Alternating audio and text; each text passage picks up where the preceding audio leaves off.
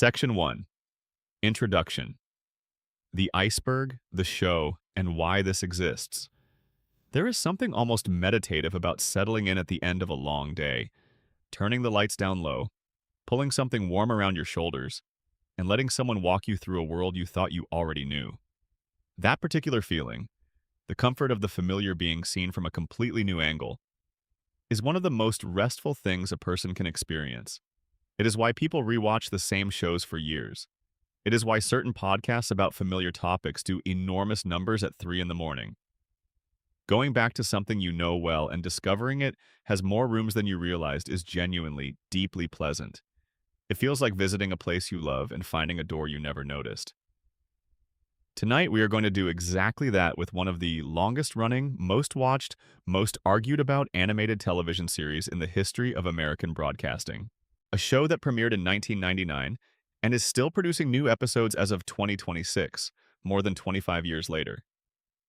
A show whose characters have become so embedded in popular culture that people who have never watched a complete episode can still recognize Peter Griffin's voice, still picture Stewie's football-shaped head, still hear the theme song in their memory with perfect clarity.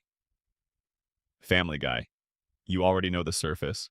You know the theme song, the characters, the broad shape of it, the Griffin family and their fictional Rhode Island city, Peter's spectacular recklessness, Brian's whine and pretension and failed novel, Stewie's elaborate schemes, the cutaway gags, the chicken fights that escalate into miniature action films. That is the shoreline. That is where most people comfortably stay. But there is a phenomenon in internet culture called an iceberg, a visual chart shaped like the thing it is named after, where the commonly known facts about a topic sit at the very top, just above the waterline, accessible and visible to anyone.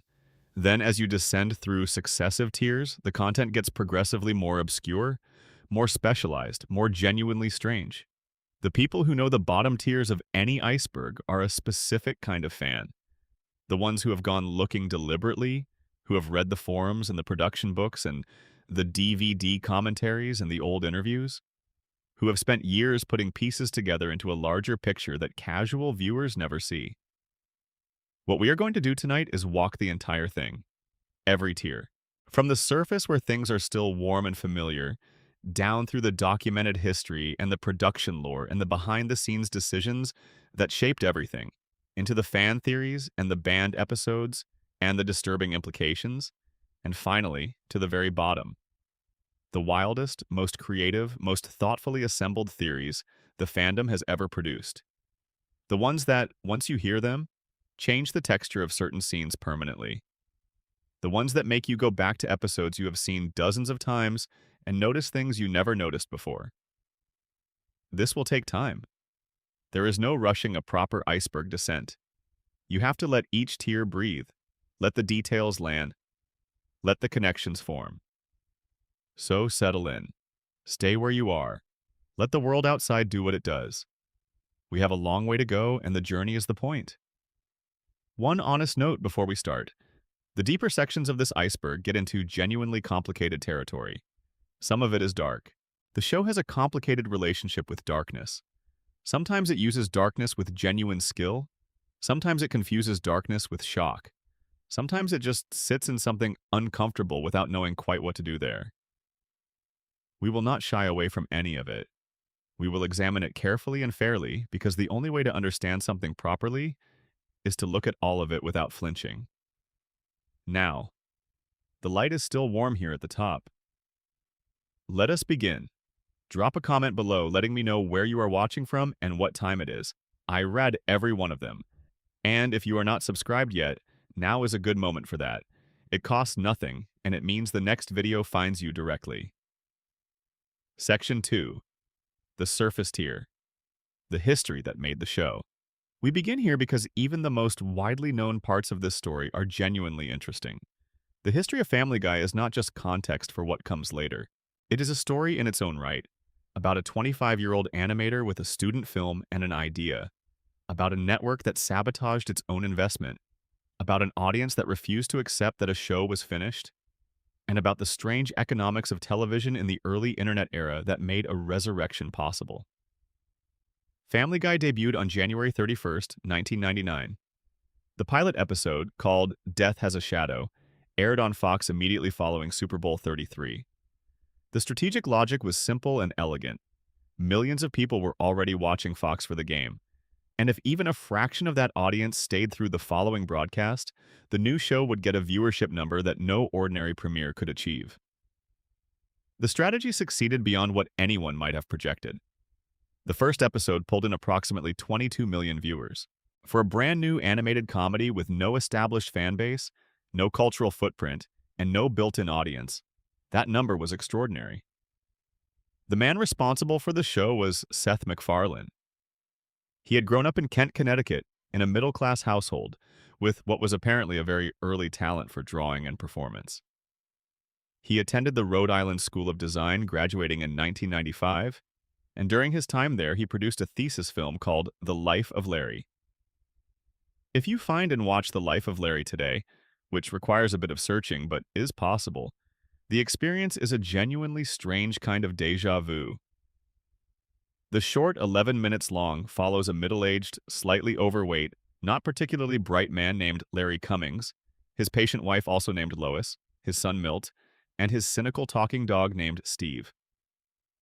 The humor moves at a rapid, reference-heavy pace. The dog is the most intelligent person in any room. The man is cheerfully oblivious to the consequences of his own decisions. The wife manages everything. Sound familiar? Larry would become Peter. Steve would become Brian. The wife's name would transfer directly from the short to the series. The son Milt would become Chris, and the family would expand to include a teenage daughter and a baby. But the essential genetic code of Family Guy is right there in that 11-minute student film from 1995, made by a 22-year-old with limited resources and enormous conviction about the kind of show he wanted to make. MacFarlane's professor at RYSD, recognizing something in the film, submitted it to Hanna-Barbera, the legendary animation studio that had created or distributed the vast majority of the foundational American animated television of the mid-20th century. Hanna-Barbera hired MacFarlane after graduation. He moved to Los Angeles and worked on a handful of Cartoon Network productions, Johnny Bravo, Cow and Chicken, and Dexter's Laboratory among them, while developing his own projects in whatever time remained. In 1996, he produced a sequel to The Life of Larry called Larry and Steve, which Cartoon Network broadcast as part of its world premiere Toons anthology Showcase in 1997. This sequel refined the formula, gave Steve more of the dry, sardonic intellectual personality that Brian would later embody fully, and demonstrated that the concept had legs. Fox executives saw both shorts. They were interested enough to bring MacFarlane in for a development conversation, and what came out of that conversation was an offer, a production deal, and $50,000 to make a 7-minute pilot based on the characters. MacFarlane spent roughly 6 months on it, doing most of the work himself. He wrote it, directed it, produced it, and voiced the majority of the characters. When he delivered the result to Fox, the network ordered a full series. MacFarlane was 24 years old when he got the green light. He was 25 when the show first aired. The first season performed well by the standards of the era. The show averaged 12.8 million households per episode and finished the season ranked 33rd overall in the Nielsen ratings. For a brand new animated comedy that had launched with the biggest possible audience boost but then had to sustain on its own, those were encouraging numbers. Fox was satisfied enough to renew.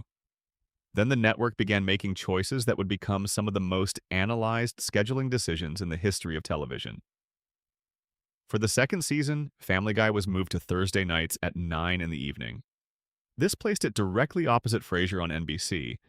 This detail requires some appreciation of what Frasier was in 1999 and 2000. The show was in the middle of winning 5 consecutive Emmy Awards for Outstanding Comedy Series. It was one of the most watched and most critically praised comedies on American television. Its lead, Kelsey Grammer, was one of the biggest stars in television. Competing against Frasier for the same audience on Thursday nights was not a challenge so much as a structural impossibility. The ratings dropped significantly. Fox moved the show again to Tuesday nights, where it now faced Who Wants to Be a Millionaire on ABC. In the year 2000, Who Wants to Be a Millionaire was operating at a level of cultural phenomenon that is genuinely difficult to convey to people who were not watching television at the time. The show was airing multiple times per week and routinely finishing as the most watched program on American television, full stop. Its numbers were not competitive drama big or football big. They were anomalous. They were the kind of numbers that happen when something becomes a national conversation. Everything opposite it was collateral damage, and Family Guy was opposite it. Fox continued reshuffling the schedule throughout the run of the third season, moving the show to different nights and different time slots with sometimes minimal advance notice, making it genuinely difficult for an audience to locate and follow it consistently. By the end of the third season in the spring of 2002, Fox announced the cancellation. The official reason was insufficient viewership. The honest reason was that the network had placed the show in a succession of unwinnable situations. The show had responded to those situations by losing, and the network was now penalizing it for the results. This dynamic recurs throughout television history, but Family Guy may be its most frequently cited example. Something happened next that had no real precedent in American animated television. Cartoon Network was building out its Adult Swim late-night programming block and was acquiring the rights to rerun canceled shows for relatively small sums. Because canceled shows were not considered to have much market value, they acquired the Family Guy rerun rights for what was reported to be a bargain price. Nobody expected anything remarkable from it. On April 20th, 2003, Adult Swim began airing Family Guy reruns. The response was immediate and essentially unprecedented in the channel's history. Within weeks, Family Guy had become the highest-rated program on the entire Cartoon Network. Not just on Adult Swim, not just in its time slot, the entire channel. The Adult Swim block's overall viewership grew by 239%. That is not an estimation or an approximation. 239% growth in audience size, attributable to the presence of a canceled cartoon that a broadcast network had given away. Simultaneously and separately, the DVD release of the first two seasons was generating sales numbers that surprised the home video market. Before streaming changed everything, buying a DVD set was the primary mechanism by which people watched television content outside of broadcast. The Family Guy season sets were selling in volumes that placed them among the stronger-performing television DVD releases of the period. People were buying the show, sharing it with friends, introducing it to people who had never seen it in its original broadcast run. Fox watched the Adult Swim numbers and the DVD sales figures accumulate, and by 2004 the commercial argument for bringing the show back had become too compelling to ignore. New episodes were ordered. The fourth season was commissioned. Family Guy was returning from cancellation, something that essentially never happened for animated series, and that had happened twice before, briefly, in the show's troubled original run. For an animated comedy to come back from a confirmed, definitive cancellation based on audience demand manifested through home video sales and cable rerun ratings was genuinely new territory. The fourth season premiered on May 1st, 2005 as part of Fox's Sunday night animation domination lineup. It was placed alongside The Simpsons and King of the Hill in a brand new McFarlane creation called American Dad, which was launching on the same night. The return of Family Guy was treated as a television event because by then, it actually was one. But the show that came back was already different from the show that had left. The writing staff had dispersed during the 3-year gap. Writers who had helped establish the tone and texture of the early seasons had moved on to other projects, other shows, other careers. When the revival was announced and production ramped up, a new staff was assembled, some of them veterans of the original run and many of them not. The tonal continuity that had made those first 3 seasons feel like a specific person's vision was harder to maintain when that person's immediate collaborators were largely new. McFarlane himself had lived 3 more years. The audience that had found the show through Adult Swim had come to it in a particular context, with particular expectations shaped by that context. The compromises required to serve all of these constituencies simultaneously would shape the show's direction for everything that followed. Everything else in this iceberg descends from that moment. The revival in 2005 was a genuine success. It was also the point at which the show's trajectory began to diverge from what it might have been if the original team had simply continued without interruption. That divergence is not a simple story, and it does not have a single villain. It is the story of a creative endeavor meeting institutional pressures, commercial incentives, and the normal entropy of long-running creative work, and the ways those forces leave visible marks on everything that comes after. Let us go deeper and start looking at those marks. Section 3. The shallow water. Things the dedicated fans know. The water is slightly cooler here. The light still reaches the bottom of this tier, but there is more depth between us and the surface. This is where we leave the commonly known and start getting into material that rewards actual attention. Let us start with the Meg question, because it is one of the more genuinely surprising cast stories in the show's history. And the full story is considerably stranger than the version most people know. Everyone who follows the show knows that Lacey Chabert voiced Meg Griffin in the first season, and that Mila Kunis took over the role beginning in the second. What significantly fewer people know is that Lacey Chabert was not herself the original casting choice. Before Chabert, the character had been offered to Cree Summer, an experienced voice actress with a substantial resume in animated television, who actually began recording work for the role before it was recast. This means that technically, Mila Kunis is the third person to voice Meg Griffin. The character has had 3 voice performers, not 2, and the first one never appeared in a broadcast episode. The reason Chabert departed is softer and more benign than the show's mythology sometimes implies. She was 17 when the show premiered. She was simultaneously enrolled in school and working as a regular on Party of Five, the Fox drama in which she played Claudia Salinger, a central member of the main cast. Managing a lead role in a drama series, a recurring voice role in an animated comedy, and a full academic schedule at 17 was genuinely unsustainable. According to Seth MacFarlane in a 2003 interview, there was also apparently some confusion in Chabert's contract about the arrangement. He described it as a mistake in her contract.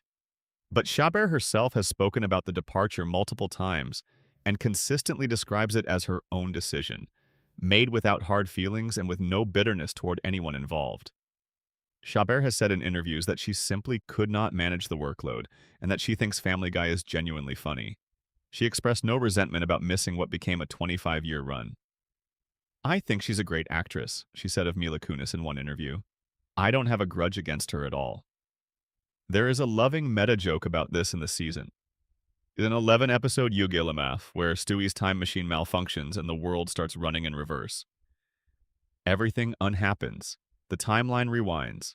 As Meg regresses toward infancy, Stewie watches with increasing alarm and then, staring at her, says with dawning horror, "Oh my God, you're Lacey Chabert."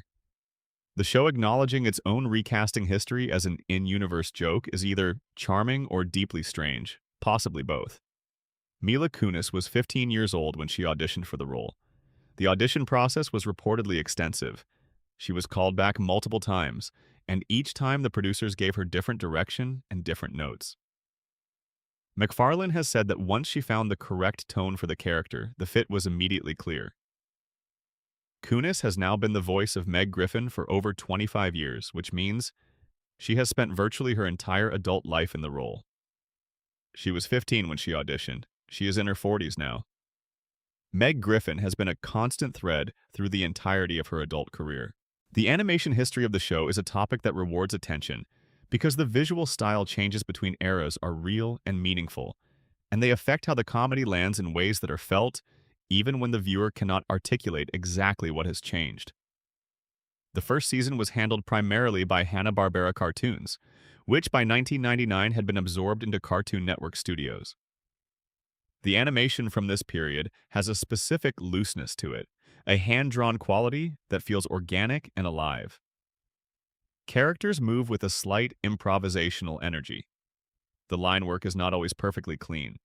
There is something that feels artisanal about it, which matches the humor in the way that rough textures sometimes match rough-edged comedy. Seasons 2 and 3 were handled primarily by Rough Draft Studios, a Korean animation company that has a long history of working on American animated television. Rough Draft's work has a consistency and expressiveness that many fans consider the visual high point of the series. The characters move fluidly, facial expressions are precise and varied, and the overall visual energy matches the comedic rhythm of the scripts in ways that feel intentional. When people who love the early seasons describe what they love, the animation from the Rough Draft period is often part of the picture even when they are not consciously aware of it. When the show returned for its fourth season in 2005, the animation was handled by different studios and the aesthetic shifted noticeably. The character outlines thickened. Movement became more constrained. The overall look was technically cleaner in some ways. Better resolution, more consistent character models, but it lost the expressive looseness of the earlier work. Something that had felt handmade now felt manufactured. Many longtime fans noticed this immediately. Newer fans who had come to the show through Adult Swim reruns of the early episodes, but experienced the Season 4 premiere fresh, sometimes struggled to articulate what felt different, even as they clearly perceived that something was.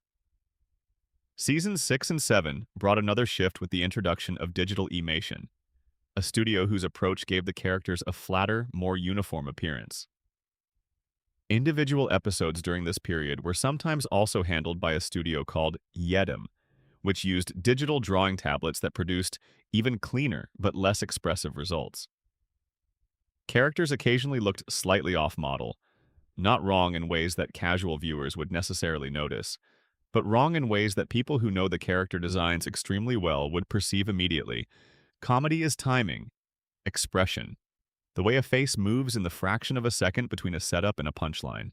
Animation quality directly affects whether a joke lands or merely happens, and the difference between animation that feels alive and animation that feels competent is meaningful when comedy is the point. The voice recording process for the show follows the standard American animation workflow. Performances are recorded in a studio, and the animation is then produced to match those recordings. This means the voice actors record their lines from scripts before any visual element is finalized. The visual and audio components of any given episode are created in largely separate processes that are later matched together. This is normal for American animation, but it has specific implications for Family Guy because of how many characters Seth MacFarlane voices. In a typical episode, MacFarlane may be in the recording booth voicing Peter, then Brian, then Stewie, then Quagmire, then Carter Pewterschmidt, then Tom Tucker the news anchor, then Seamus the sailor, then several additional background figures. He switches between voices with the facility of someone who has done it for decades, and each voice is distinct enough that there is no meaningful risk of confusion in the finished product. The sheer volume of character work he does per episode is, from a craft standpoint, genuinely impressive. It also means that the sonic identity of Family Guy is unusually consistent across its run. Much of what you hear in any given episode was produced by the same human being in the same recording session. The original writing room that MacFarlane assembled for the first 3 seasons included Chris Sheridan, Danny Smith, Gary Janetti, Ricky Blitt, Neil Goldman, Garrett Donovan, Matt Weitzman, and Mike Barker.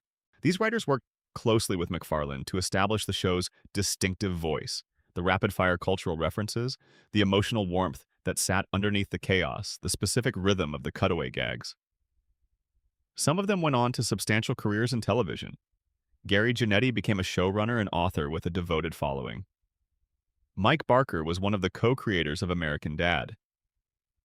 The people in that original room were, collectively, the reason those first 3 seasons have the specific texture they have. The original writing team was scattered by the cancellations and the 3-year gap. When the show came back, new writers had to be hired, and their sensibilities were different in ways that accumulated over time. This is not unusual for long-running television. The Simpsons has had multiple complete writing room turnovers across its run, and South Park operates with an unusually small and consistent team that has shaped its creative consistency. But for Family Guy, the turnover coincided with other pressures. The changed relationship with Fox, the evolving audience expectations, MacFarlane's own expanding interests, in ways that made the accumulated effect more significant than any individual departure. The show has been nominated for multiple Emmy Awards across its run, and has won several, including a 2000 win for Outstanding Voiceover Performance.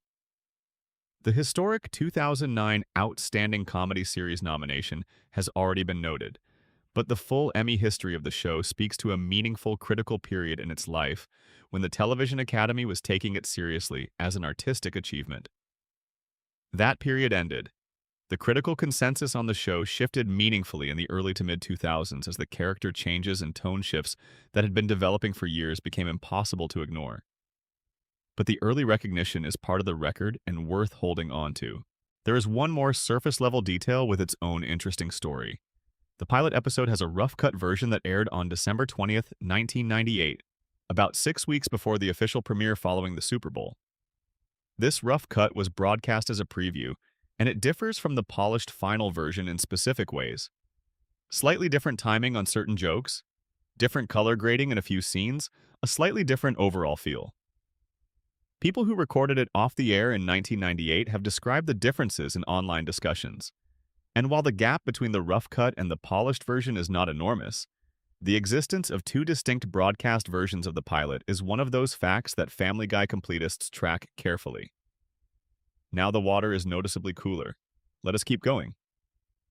Section 4. The Mid-Tier. History.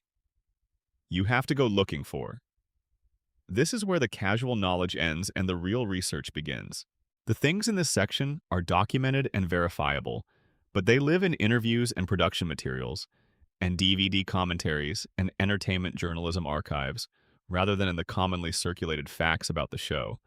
Let us start with something so strange that it sounds like a cutaway gag from the show itself, except it is real and thoroughly documented. On the morning of September 11th, 2001, Seth MacFarlane was booked on American Airlines Flight 11, a morning departure from Logan International Airport in Boston, bound for Los Angeles. He had been in Rhode Island the evening before, giving a lecture at his alma mater, the Rhode Island School of Design. After the lecture, he went out with friends and had drinks. He woke up the next morning with a hangover. His travel agent had also provided him with an incorrect departure time. She told him the flight left at 8:15 in the morning, when the actual departure was 7:45. The combination of the hangover and the incorrect time meant MacFarlane arrived at Logan approximately 10 minutes after the gates had closed. He was turned away. He went to the airport bar and lounge to wait for a later flight. He fell asleep in a chair. When he woke up roughly 45 minutes later, there was commotion all around him. People were staring at television screens. American Airlines Flight 11 had been hijacked by Al-Qaeda terrorists and flown into the North Tower of the World Trade Center in New York City, killing everyone on board. The bartender poured MacFarlane a complimentary drink when he learned that MacFarlane had been booked on the flight. MacFarlane later sent his travel agent a basket of alcohol as a thank you, because the wrong departure time she had given him was, in a very direct sense, part of what kept him alive. He has discussed the incident in multiple interviews across the years. A 2004 New York Times interview has him saying, "I think I still pretty much approach everything the same way. There are probably 100 close calls for all of us every year, and we don't even realize it." He is characteristically unsentimental about it.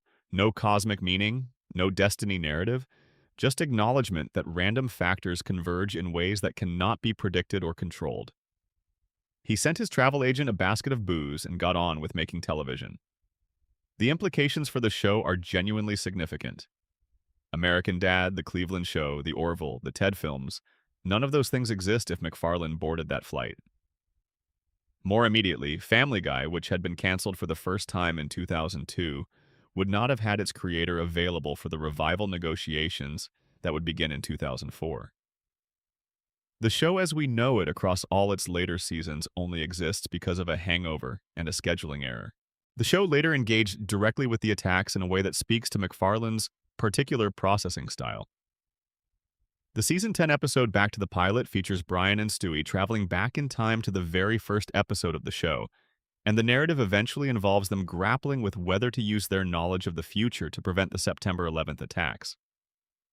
It is a tonally unusual episode that walks a line most comedies would never attempt, and the fact that it was written and produced by someone who nearly died in those attacks gives it a layer of personal resonance that most viewers are probably not fully aware of. The question of who can understand Stewie Griffin is one of the most discussed topics in the entire fandom, and the official answer is considerably more complicated than the version most people operate with. On the simplest level, Brian understands Stewie. The rest of the family does not. Or at least they appear not to most of the time. But then there are dozens of episodes where Peter laughs at something specific Stewie says, where Lois responds to a particular sentence from him, where strangers on the street engage with his elaborately worded observations.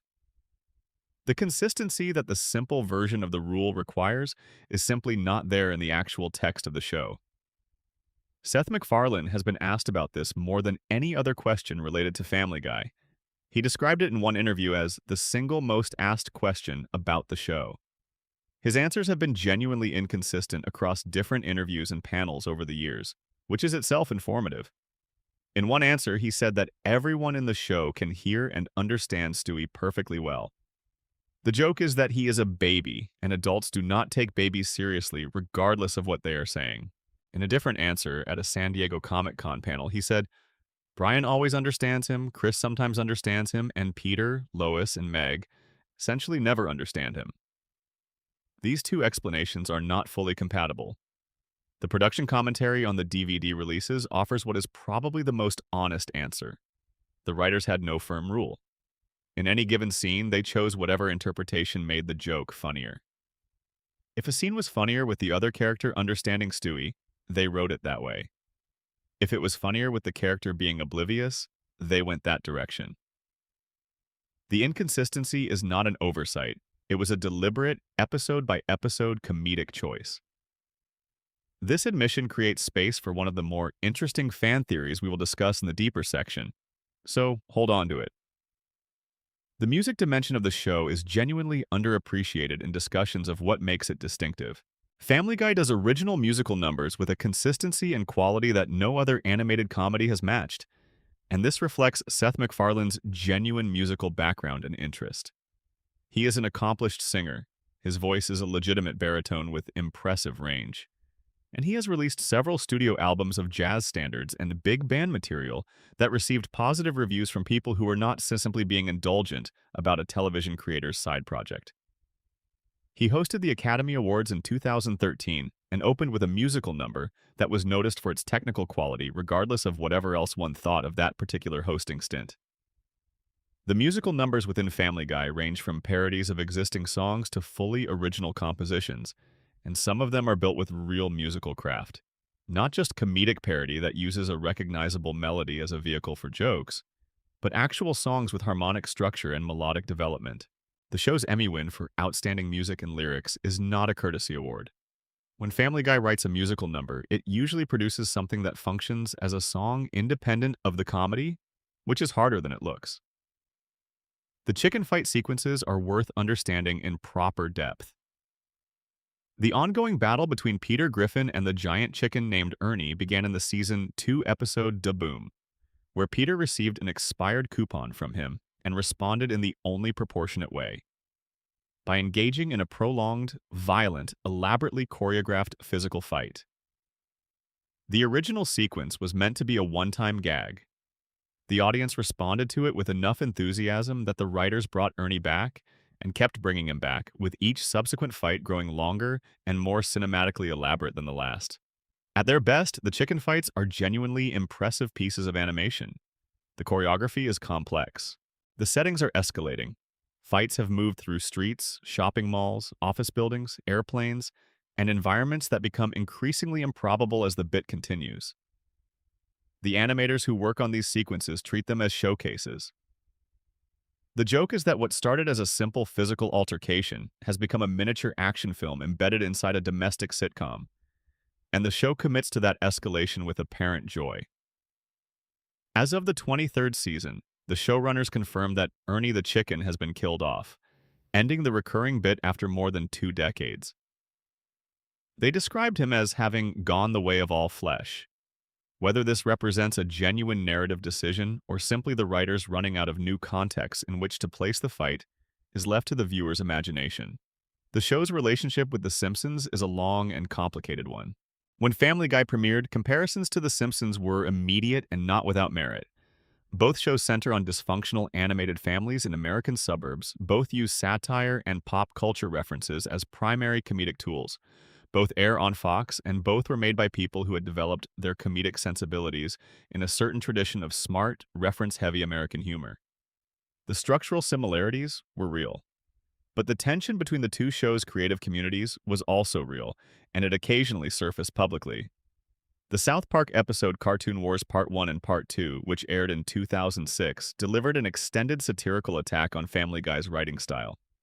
It depicted the Family Guy writers as manatees randomly selecting idea balls from a tank to generate jokes, suggesting that the humor was essentially random and required no real creative thought.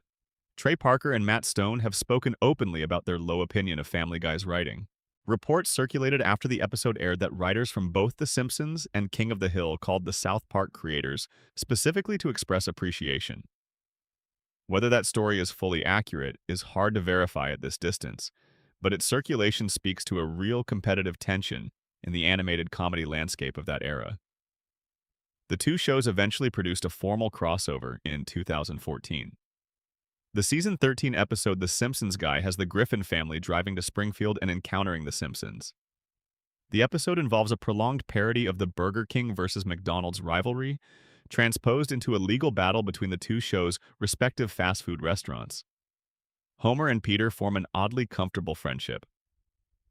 Bart and Stewie's dynamic suggests they dislike each other, which is funny because they are structurally analogous characters in their respective shows.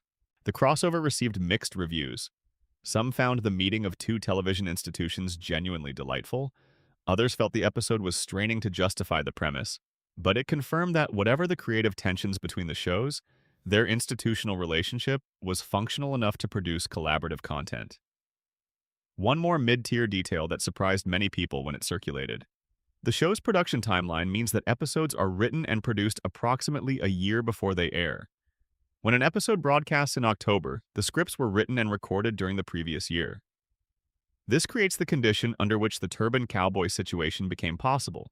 An episode containing a specific visual sequence that was a straightforward joke in the context of its production became an entirely different and entirely unwanted thing when real-world events intersected with its content after the episode was already locked. The show had no ability to change it because it was already finished. More on that episode in the banned content section. Now the light is really thinning. We go deeper. Section 5. Deep Water. The show's complicated interior history. We are past the documentation of observable facts and into territory that requires context to understand. The things in this section are still real. They happened, they can be verified, but their meaning requires more assembly than the surface material does. Let us start with a thorough account of the banned and pulled episodes, because this is one of the most genuinely fascinating chapters in the show's history, and it is considerably more layered than the simple category banned episode implies. Family Guy has produced content that was withheld from broadcast, delayed significantly before airing, edited substantially before airing, or refused permanent broadcast entirely. These situations span the full run of the show and involve different kinds of controversy, which makes them collectively a kind of case study in how a broadcast network navigates content that challenges its own standards. The first significant instance involves the Season 3 episode When You Wish Upon a Weinstein. This episode was actually produced during the second season, in the year 2000. It involves Peter Griffin befriending a Jewish accountant named Max Weinstein, played in the guest cast by Ben Stein. Peter, operating on the anti-Semitic stereotype that Jewish people are inherently better at managing money than non-Jewish people, decides to have his son Chris convert to Judaism in hopes of giving him a financial advantage. The episode features an original musical number called I Need a Jew, performed in the style of the classic When You Wish Upon a Star from Pinocchio. Fox held the episode from its scheduled 2000 broadcast because executives were genuinely concerned about how the content would be received. Their fear was that however satirical the intent, the specific jokes, including the musical number, with lyrics that engaged with anti-Semitic tropes in a way intended to undermine them, could be received as sincerely anti-Semitic by a portion of the audience. The episode was shelved for 3 years. It premiered not on Fox but on Adult Swim in November 2003, years after its production, and then eventually aired on Fox itself in December 2004. In an edited form that had certain lines modified from the original. The episode also generated a copyright lawsuit. The music publisher that controlled the rights to When You Wish Upon a Star sued Fox and McFarlane for copyright infringement, arguing that the parody I Need a Jew damaged the original song's reputation. The case went through the courts and was ultimately decided in the show's favor. A judge ruled the parody constituted protected fair use, but the lawsuit itself attracted significant attention and is part of the documented record of the episode's complicated journey from production to broadcast. The second instance, and by a significant margin the more consequential one in terms of the American broadcast system, is the Season 8 episode Partial Terms of Endearment. This episode has the unusual and perhaps unique distinction of being a fully completed Family Guy episode that has never aired on any American television network. Not Fox, not Adult Swim, not Comedy Central, not any American channel with a broadcast license. It has only been available in the United States on DVD and eventually on non-US streaming services. The episode's plot involves Lois agreeing to serve as a surrogate mother for a married couple. During the pregnancy, the biological couple is killed in an accident, and Lois is left to navigate what to do about a pregnancy she entered into under conditions that no longer apply. The episode deals directly and explicitly with abortion, presenting multiple perspectives through Peter and Lois having the same circular argument from different angles until the episode ends without resolving it either way. Fox's decision to refuse broadcast was not ideologically motivated in the sense of taking a position on abortion. The network's position, as reported through various accounts, was that an animated comedy engaging substantively with abortion as a narrative subject was simply not something they wanted their platform to host, regardless of how the episode handled the material. The episode's stance on the issue was not the problem. The subject itself was the problem. Partial Terms of Endearment has remained unaired in the United States in any television context since its production. MacFarlane has expressed frustration about this in interviews. The episode can be found on the Season 8 DVD set and through certain international streaming platforms, but it is the one Family Guy episode that has genuinely never had a normal broadcast life in the country that produced it. The Season 2 episode that featured a scene involving Stewie at airport security with a reference to Osama bin Laden was produced before the September 11th attacks. After those attacks, the scene was removed from rebroadcasts and from the early DVD release. It eventually reappeared in later releases and on streaming platforms, but its removal and the circumstances of that removal, a joke written without knowledge of what would happen, became, in the context of what did happen, something genuinely different. Speak to how dramatically real-world events can transform the meaning of content that had nothing to do with those events. The Season 11 episode Turban Cowboy contains a cutaway sequence depicting Peter Griffin driving a car through the Boston Marathon and striking runners. The sequence was a standard format comedy exaggeration of Peter's recklessness and had nothing to do with terrorism. It aired in March 2013. On April 15, 2013, two brothers detonated homemade pressure cooker bombs near the finish line of the actual Boston Marathon, killing 3 people and injuring hundreds more. In the immediate aftermath, clips of the Family Guy cutaway began circulating online, sometimes decontextualized from the episode and misrepresented as either predictive content or as a separate, more disturbing piece of material in which Peter was actually calling in a bomb threat. This was not accurate. The circulating clips were edited in misleading ways, but the situation was serious enough that Fox pulled the episode from streaming platforms and rerun rotation. It did not return to Hulu until September 2022, a gap of more than 9 years. The DVD version was never recalled, but its practical inaccessibility through normal channels for nearly a decade gave it the character of truly lost content, even though it was not genuinely lost. These various situations collectively illustrate a specific challenge that long-running television series face in a media environment where content can be viewed, clipped, and redistributed in ways that separate it from the context in which it was produced. A joke about a car at a marathon means something entirely different the month after an actual bombing at a marathon. A pre-9/11 airport security joke means something entirely different after 9/11. The show cannot retroactively change what it produced. The world can retroactively change what the production means. Now the story of Stewie's original design and the choices that changed him. This is a more nuanced story than the simple version. Evil baby becomes gentle baby, end of story. And the nuance matters. In the very first season, Stewie Griffin was one of the most original character concepts on American television. Not in the broad landscape of fiction, where evil children and dark comedic infants have a long tradition, but specifically in the medium of primetime animated comedy. He was designed as a villain, Not a villain with moral complexity or redemptive qualities or a tragic origin. Just a villain. A baby in a yellow shirt who spoke with a refined British accent, built weapons from scratch in his bedroom, and had two unwavering goals: kill his mother and conquer the world. The comedy came entirely from the absurdity of the contrast. This completely helpless physical being, dependent on others for basic biological functioning, who had the mind and the vocabulary and the ambition of a Bond antagonist. The schemes were elaborate. The planning was sophisticated. The execution was consistently thwarted by the basic reality of being 1 year old, which is the joke. But the menace was real within the show's logic. Stewie was genuinely trying to do these things.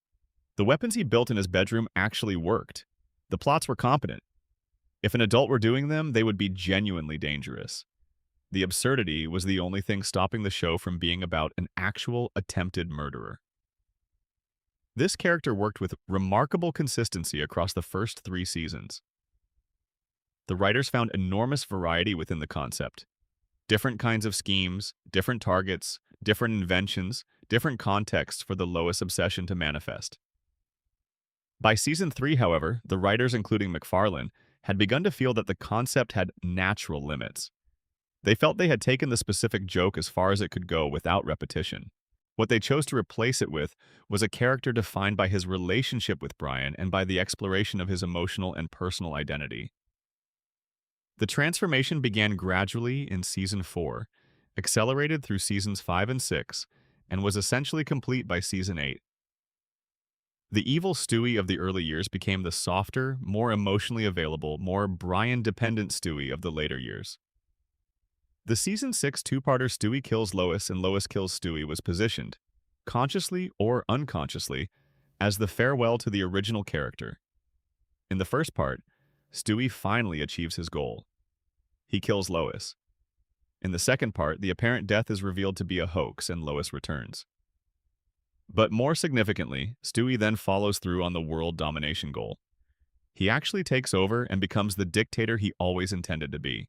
The episodes dramatize, for the first time fully, what the early Stewie was actually working toward, and they do it with commitment and craft. Then the twist arrives. The entire sequence was a simulation on Stewie's computer. None of it actually happened. Everything reset. And after those episodes, the evil Stewie framework was essentially retired. The debate about whether this was the right creative choice continues in fan communities today. The argument for the change holds that the evil baby concept had genuine limits, and that the Brian and Stewie dynamic produced some of the show's most emotionally resonant material. The argument against holds that there was only one evil genius baby who wanted to murder his mother and conquer the planet, and the writers retired that irreplaceable concept in favor of something that hundreds of other animated characters have also done. Both arguments have real merit. The fact that the show has produced far more seasons with the softer Stewie than it ever did with the original one complicates the argument that the original concept had been exhausted. If the writers could sustain a gentler version for 15-plus seasons, it seems reasonable to believe they could have sustained the original longer than they chose to. One aspect of Stewie's later characterization that generated significant discussion is the increasingly prominent exploration of his sexuality and gender expression. Beginning in season 4 and becoming a consistent element of the character across all subsequent seasons, Stewie displayed openly cross-dressing behavior, made frequent references to attraction to men, and had storylines directly engaging with questions of gender identity. This was handled with varying degrees of grace across different episodes and different seasons. Some fans appreciated it as genuine character depth. Others felt it largely replaced the evil genius concept rather than adding to it, and that the jokes around Stewie's sexuality sometimes relied on the kind of gendered humor that aged less gracefully than the show's creators perhaps anticipated. McFarlane has been somewhat oblique in interviews about how intentional the sexuality dimension of Stewie's later characterization was from the beginning. He has suggested that the character was always conceived with some ambiguity about who he would become. Whether that is the truth or a retroactive narrative imposed on a character that evolved organically is difficult to determine from the outside. Section 6, The Abyss, where the fan theories begin in earnest. The light is effectively gone now.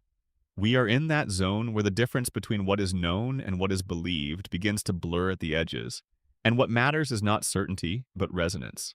Everything from here forward is theory, clearly labeled, fairly examined, taken seriously as the creative work of engaged fans rather than dismissed as speculation. Let us begin with the Griffins in Purgatory theory, which is probably the most widely discussed Family Guy theory and the one with the most textual grounding. The central argument: every member of the Griffin family is dead. They are not experiencing normal life in a normal town in Rhode Island. They are in purgatory, a constructed intermediate state in which the sins and failures of their living selves are being continually staged and restaged until they have been confronted and resolved. The town, the house, the routines, the neighbors, all of it is a mechanism of this ongoing process rather than a genuinely existing place. The theory builds from a simple observation about how each character is positioned in the show's universe. Each Griffin exists in a state of fundamental irony with respect to who they are and what they want. Stewie is a genius who cannot act on anything because he is physically helpless. He has an adult villain's mind in the most dependent possible body. Lois was raised as the daughter of a wealthy New England family, with access to privilege and culture and social standing, and she spends her adult life as a domestic manager in a modest middle-class household, married to a man who could not be further from her original social world. Brian is a writer and an intellectual, or aspires to be, who is literally an animal, and however sophisticated he becomes in his conversation and his tastes, the world will always treat him as a dog before anything else. Peter, the most potent ID in the show's universe, a man who functions entirely on immediate impulse and desire with no capacity for deferred gratification or forward thinking, is cast as the person most responsible for the welfare and stability of a family that depends on him. Under the Purgatory reading, these ironies are not comedic accidents. They are punishments. Each character is being made to experience, indefinitely, a form of existence that denies them precisely what they most want. The genius cannot act. The privileged woman cannot access her privilege. The intellectual is not taken seriously. The eternal child is the adult in the room. The repetition of the family's dysfunction is not laziness. It is the mechanism of the punishment, the reset button that keeps the loop running. The theory has several variants. One version holds that the characters are in purgatory in the traditional theological sense, not being punished exactly, but being processed. They are working through their sins and failures in a liminal space before moving on. Under this reading, character growth is genuine within the show's universe, even when the show ignores it the following episode. The growth happened, but the loop resets to maintain the processing conditions. Stewie becoming progressively less evil is, in this version, his purgatorial education working. He is learning. He is moving toward being able to move on. A darker variation holds that the characters are not in purgatory, but in hell outright. They are being punished for specific sins they committed in life. Under this version, Meg's sustained mistreatment reads as karmic justice rather than lazy writing. In one detailed elaboration of this theory circulated on fan forums, Meg was a beautiful and popular teenager in her living life, the kind of socially successful person who was casually cruel to those below her on the social hierarchy. In death, she experiences what she inflicted. She is the unpopular one. She is the one everyone dismisses. She is living inside the experiences of the people she hurt. Chris, in this version, is sometimes read as a former intellectual bully, someone who used his intelligence or social position to demean others, who now inhabits a body and mind that are slow and awkward, experiencing from the inside what it felt like to be on the receiving end of his former contempt. The Brian and Stewie dynamic gets a genuinely strange reading under the full hell version of this theory. Some theorists propose that Brian and Stewie are not members of the Griffin family being processed at all. They are observers or guardians assigned to the purgatorial space, entities whose function is to watch and maintain the ongoing experience of the others. This would explain their elevated mobility, their time travel capability, their ability to leave the family context and have independent adventures. They are not subjects of the purgatorial process. They are its administrators. Under this reading, Stewie's original desire to kill Lois is not personal hostility. It is a function. His assignment is to facilitate transitions. When Lois is ready to move out of purgatory and move on, Stewie facilitates that. His repeated failures to carry through are not comedic incompetence. They are the processing conditions continuing because Lois has not yet resolved what she needs to resolve. The theory gains a strange additional layer from the way it handles the show's reset button problem. Critics of the show have long noted that Family Guy refuses to maintain consequences. Characters die and come back, lessons are learned and immediately forgotten, reconciliations happen and are ignored by the following episode. Under the Purgatory reading, this is the point. The forgetting is the mechanism. The reset is not a creative failure. It is the nature of the space these people inhabit. They cannot grow in a way that sticks because growing in a way that sticks means leaving. And the process of the space is to keep them here until they are genuinely ready. Whether the writers intended any of this is beside the point. The theory is not a claim about intent. It is a claim about meaning, and meaning is not always what the author intended. Now, the theory that operates at a completely different register, the theory that the entire show takes place inside Peter Griffin's mind. The framework here in the show's real world, the world outside the show's fiction, Peter Griffin is institutionalized. He has been hospitalized following a catastrophic personal trauma. In the actual world outside the show, his family is dead. They were killed in an accident, and Peter holds himself responsible, perhaps because the accident was caused by his own recklessness. Unable to process the loss, his mind has constructed an elaborate, ongoing fantasy in which they are still alive, the family is still together, and his life continues as a version of what it was before the catastrophe. The specific elaboration of the theory that has circulated most widely holds that Meg was driving the vehicle that caused the accident, that she was drunk or distracted or reckless in some way that Peter experienced as a betrayal by his own child, and that his mind has translated the complicated grief and rage and guilt associated with that into the sustained hatred and contempt that the show depicts. The moments where Peter is genuinely kind to Meg are intrusions of his actual memory into the fantasy, brief windows where the real emotional truth of his relationship with his daughter breaks through the defense the fantasy has constructed. Stewie in this reading is particularly poignant. Lois was pregnant when the accident happened. The baby was never born. Peter never met his youngest child. In the fantasy, he has imagined Stewie into existence as the child he never got to know, and imagined him as everything he most hoped for: a child, brilliant, unusual, capable of extraordinary things. The early Stewie's desire to kill Lois is a projection of Peter's unconscious grief and rage at his wife for being gone, displaced into the only form he can give it in the fantasy, the imagined child wanting to destroy the mother. Brian, Joe, Quagmire, Cleveland, these people are real in this reading. They are visiting Peter in the institution, and in the fantasy, those visits become the scenes at the bar, the hanging out at the Drunken Clam, the neighborhood adventures.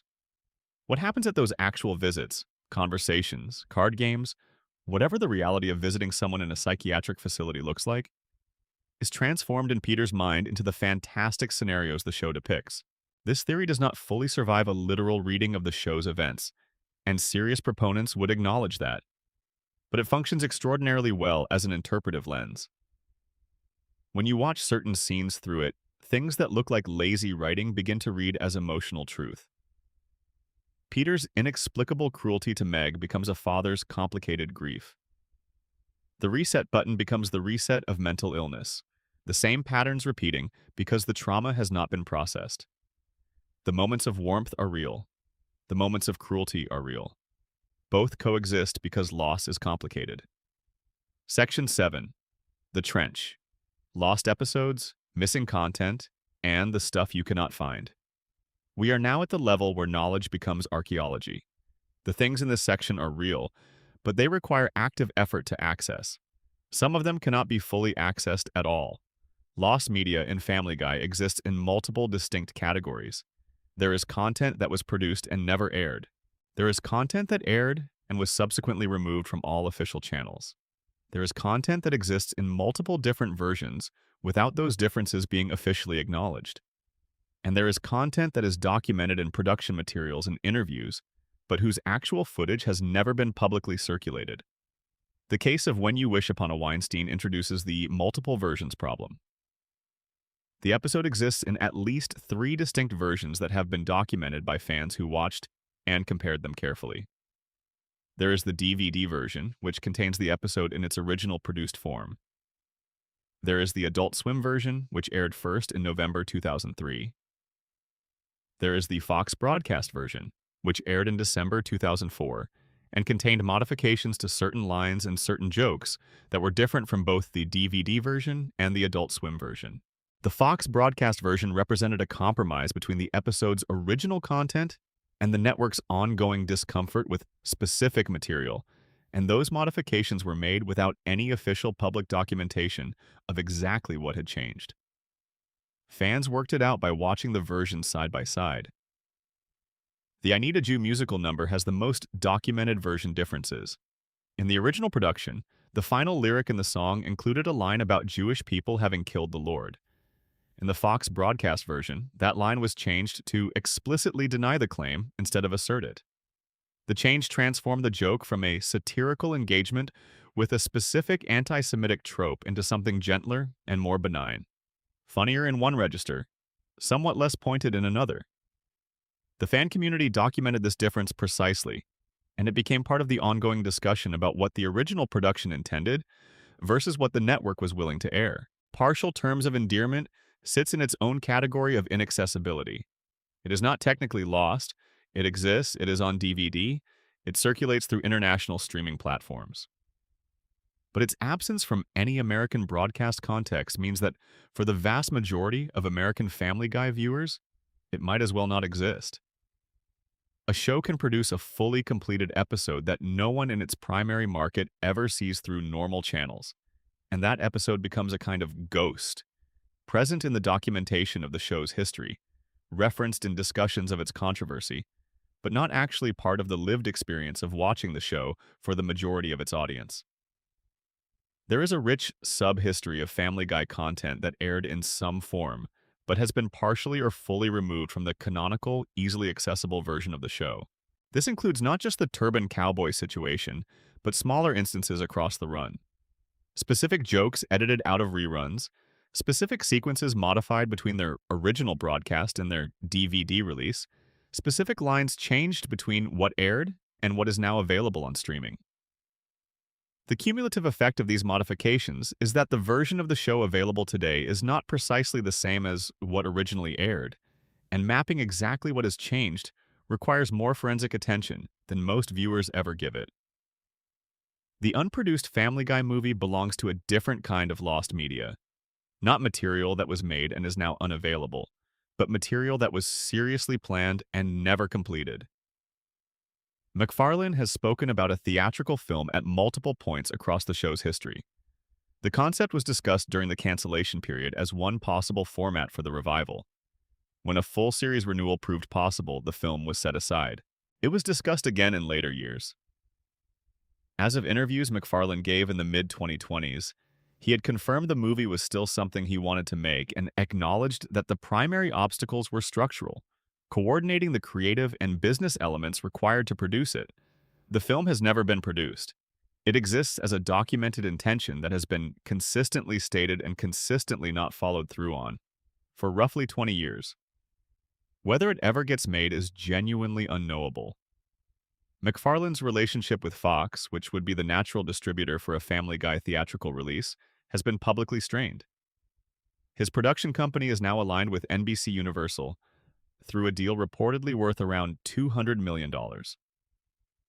The business landscape for a Family Guy movie in 2026 is more complicated than it was in 2006.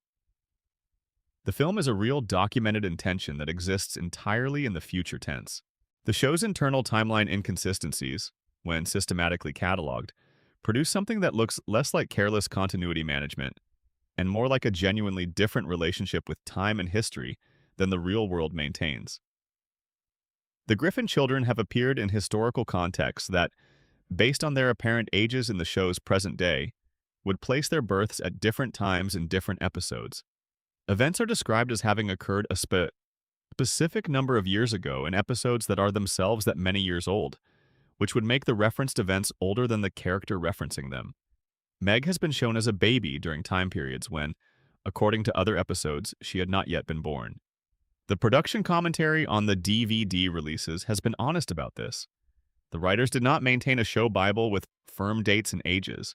When an episode needed a specific historical reference, they picked the timing that fit the joke, regardless of whether it fit the established continuity. This approach to continuity is common in animated comedy. The Simpsons does it, South Park does it, but Family Guy takes it to an extreme that produces genuinely strange results when you try to reconstruct the timeline systematically. One fan community project that documented the show's timeline inconsistencies in elaborate detail concluded that the Griffin family exists in a universe where time does not function the same way it does in the real world. The children age inconsistently. The past is different from different episodes. The future is occasionally glimpsed and bears no consistent relationship to the episodes that eventually arrive in its vicinity. The world of the show, when you try to map it as if it were a real place with a real history, resists the mapping. It shrugs off the attempt. This is either an observation about lazy writing or an observation about the nature of the fictional universe, depending on how generously you are feeling. The most emotionally resonant piece of near-lost media in the show's history is the Brian and Stewie Season 8 episode, which most fans and critics consider one of the finest things the show has ever produced. Reports from people who had access to early drafts describe a version of the script that pushed further into difficult territory than the final broadcast version. The episode, as aired, has Brian revealing that he keeps a gun in a safety deposit box because he has entertained thoughts of ending his life. A startling, genuinely vulnerable moment for a character normally defined by superficial confidence. The episode handles this with care and uses it to deepen the Stewie and Brian relationship in a meaningful way. Earlier drafts apparently went further in certain directions that were pulled back during the editing process. The specifics of those earlier drafts are not publicly available, but their existence, as referenced in production discussions, makes them part of the show's documented shadow history. Things that almost existed, that shaped what did exist, that remain inaccessible. Section 8. The Huddle Zone. Disturbing implications and dark readings. We are near the floor of the structured knowledge tiers and approaching the wildest theories. But before we get there, there is a zone of observation that sits between documented fact and full-spectrum speculation. Things that are clearly present in the show's actual text, that can be supported by specific episodes and specific moments, but that the show itself never directly acknowledges. The Meg situation is the primary subject here, not the general fact of Meg's mistreatment, which is well documented and well discussed, but the specific implications of the Season 10 episode Seahorse Seashell Party, which is the show's most direct engagement with what it has been doing to this character across years of episodes, and which is, in its resolution, genuinely troubling in ways that go beyond what the comedy surface communicates. In this episode, a hurricane traps the Griffin family in their house together. Meg, after years of accumulated abuse that the show has been building and depicting with escalating intensity across multiple seasons, finally breaks. She confronts the family, she addresses each member individually. She tells Peter, in specific and accurate terms, exactly what he has done and exactly how it has affected her. She calls out Lois for her failures as a mother. She is articulate, specific, and completely correct. Every charge she makes is backed up by things the show has depicted. Nothing she says is exaggerated.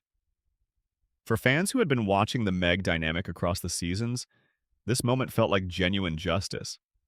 It felt like the show was finally acknowledging what had been happening, not just playing the abuse for laughs, but actually confronting the human reality of sustained mistreatment. The scene is powerful partly because it is so specific and so accurate. Meg is not dramatic or histrionic. She simply describes what has happened and what it felt like. Then the episode makes its actual argument. After Meg's confrontation, the family fragments. Without Meg serving as their shared target, the person onto whom they all displace their various frustrations and dissatisfactions, they turn on each other. The family's dysfunction erupts because the system that managed it has been disrupted. And the episode ends with Meg going to Brian and voluntarily taking back everything she said. She accepts her role. She apologizes for the disruption. She explicitly agrees to go back to being the person who absorbs the family's collective mistreatment, because, as she explains to Brian, the family needs her to do that in order to function. What the episode communicates, intentionally or not, the text communicates it, is that victims of sustained abuse should accept their role because the system that abuses them depends on that acceptance. That standing up for yourself is a selfish act because it destabilizes the people who are hurting you. That the correct response to mistreatment is to return to being mistreated for the benefit of everyone else. The episode presents Meg's self-sacrifice as a form of wisdom, even nobility. She understands the system. She accepts her place in it. She chooses stability over self-protection.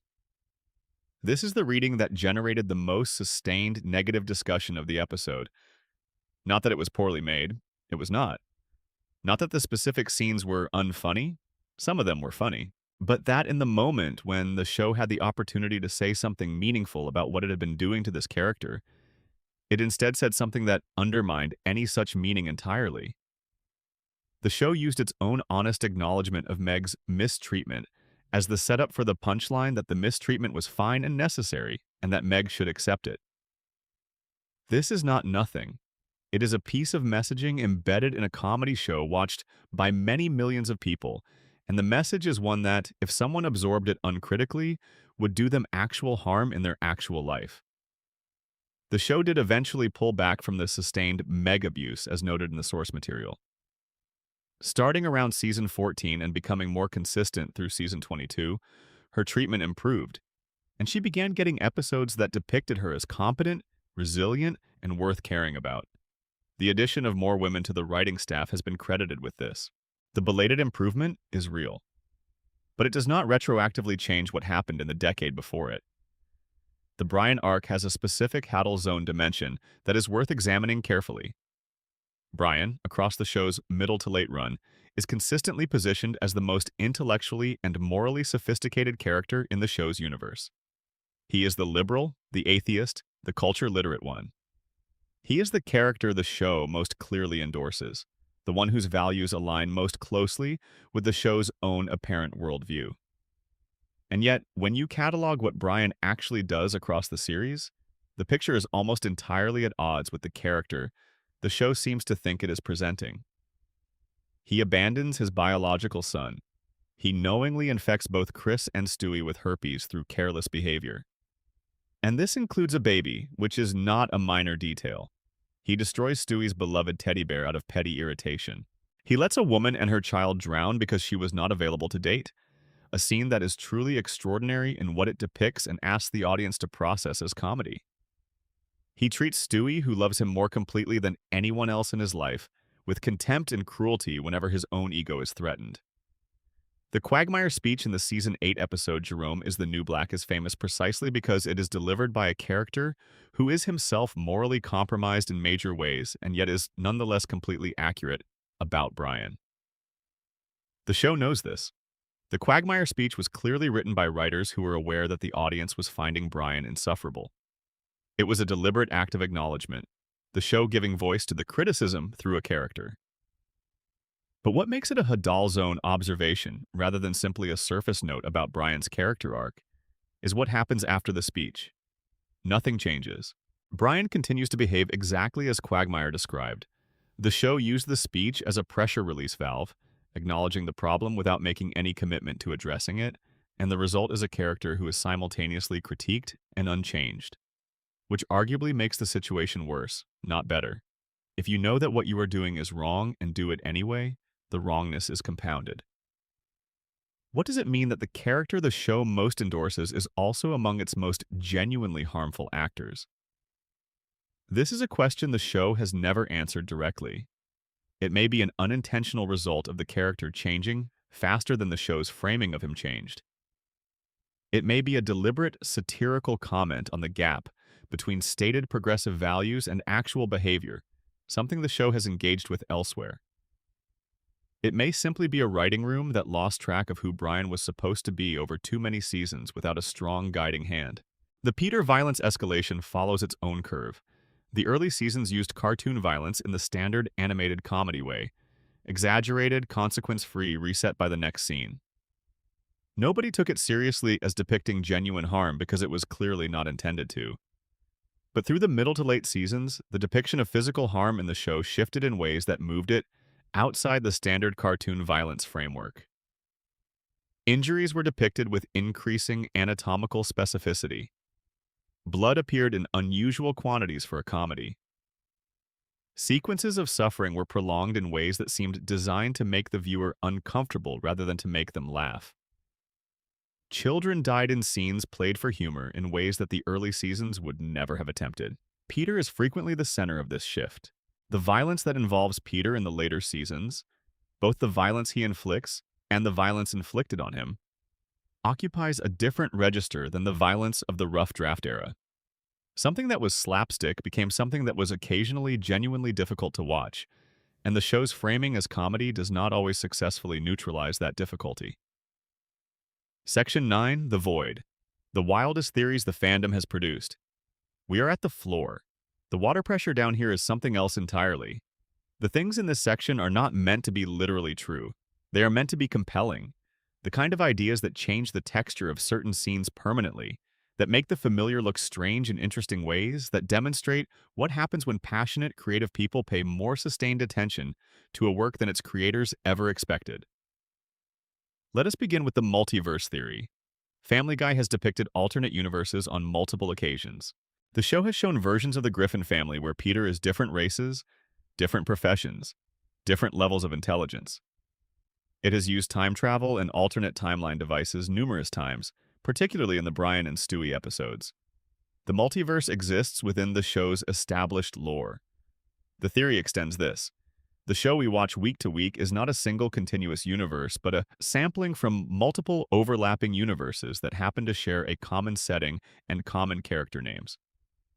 The timeline inconsistencies, the ages that do not add up, the histories that contradict each other, the events placed at times when the people experiencing them should not yet have been born, are not errors.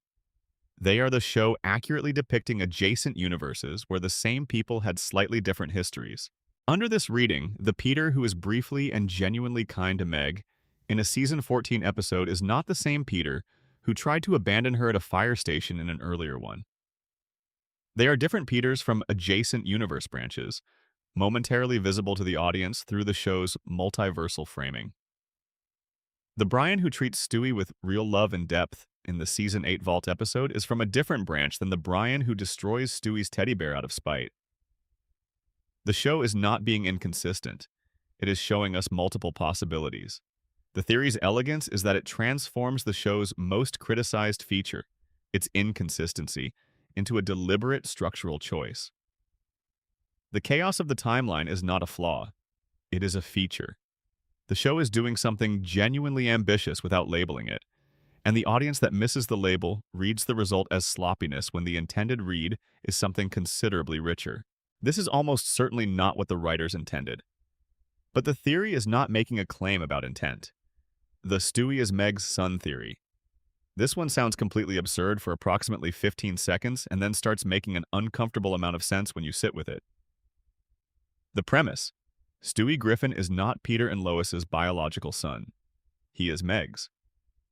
Meg became pregnant. The theory offers various explanations for how. None of them cheerful, the most common involving a relationship she had as a young teenager. And her parents adopted the baby rather than allowing Meg to navigate a teenage pregnancy alone. Peter and Lois took Stewie as their own, told everyone he was their youngest child, and the family has been maintaining this fiction ever since. This explains several things that the standard reading of the show does not resolve. Stewie's physical appearance is genuinely different from the rest of the Griffin family. His football-shaped head is unique among them, and while Family Guy does not exactly commit to genetic realism in its character design, the distinctiveness of Stewie's appearance relative to the other Griffins is a documented observation. The theory holds that this is not a design quirk, but an indicator of different parentage. It explains the specific intensity of the family's treatment of Meg. The sustained cruelty she receives goes beyond what the tired teenager as punchline joke requires. If every member of the family is carrying the weight of a secret about Meg, and if the specific nature of that secret involves a level of shame or disappointment that was never fully processed, Then the cruelty directed at her reads as displaced shame and guilt. Emotion that was never allowed to be what it actually was, converted instead into contempt as a mechanism of denial. It explains Stewie's early desire to kill Lois specifically. If Lois is not actually his mother, but his grandmother, and if some part of his extraordinarily sophisticated mind senses this without being able to consciously articulate it, then his hostility toward her is not the Oedipal drama it appears to be. It is a more complicated form of rejection. The infant processing a fundamental wrongness in the family structure that he cannot name but cannot ignore. The show has made jokes across the years that can be read as gesturing toward this theory. Whether those jokes were aware of the theory or are simply being retroactively recruited as evidence is impossible to determine. But the gestural quality is real enough that the theory has persisted for over a decade. The theory that Brian Griffin is actually writing Family Guy is one of the richest ideas the fandom has produced, and it works on multiple levels simultaneously. Brian is, as the show establishes early and returns to constantly, a writer. He has been working on a novel for essentially the entire run of the show. The novel is a recurring joke about his pretension and his creative paralysis, the writer who talks about writing without producing writing, the intellectual whose reach consistently exceeds his grasp. He is a failure as a writer in the most specific and measurable way. He cannot finish the work. The theory inverts this. Brian has been writing. He has always been writing. The Family Guy we watch is the novel. We have been reading his work for 25 years without knowing it. Under this reading, everything makes sense. The show's distinct point of view is Brian's point of view. Peter is monstrous because Brian finds Peter's qualities genuinely frightening and genuinely contemptible, and has dramatized them at their worst. Meg is abused because Brian has complicated feelings about Meg, ambivalence about her that is displaced in the text into the cruelty the family directs at her. The Brian character in the novel is an idealized version of Brian's real self, the Brian who is respected, who is listened to, whose opinions carry weight. The gap between who the Brian on the page appears to think he is and how he actually behaves is the gap between Brian's self-image and his actual character, visible to the reader even when not visible to the author. The fourth wall breaks, the meta-commentary, the episodes where characters acknowledge they are on a television show. These are moments where Brian's authorial presence bleeds through the text. The Conway Twitty gag is Brian filling pages when he cannot think of what to write. The chicken fights are Brian's sense of cinematic drama getting away from him. The cutaway gags are Brian's associative mind jumping between ideas faster than the plot can follow. The show's inconsistencies are Brian's inconsistencies. He does not always remember exactly what he wrote in earlier chapters. He retroactively changes details when he thinks of a better version. He cannot decide whether to write himself as sympathetic or despicable because he has not settled that question in his actual life. This theory is beautiful because it redeems the show's most criticized failure, its inconsistency, as something deliberately authored. Every contradiction is a choice Brian made as a writer. Every reset is his revision. Every out-of-character moment is his honest slip into depicting something true before the control of the narrative reasserts itself. The final theory for this section is the simplest one, and its simplicity is its power. The theory is that Peter Griffin is not actually stupid. Not in the way the show presents him, not as a character who cannot think. The theory holds that Peter is a man who has made a sustained, conscious, deliberate choice to present himself as less capable than he actually is because he has learned through experience that being perceived as incompetent has enormous advantages. When you are perceived as stupid, people stop expecting things from you. When you are perceived as harmless, people lower their guard. When you are perceived as incapable of understanding the consequences of your actions, you are never held responsible in the way that a competent adult would be.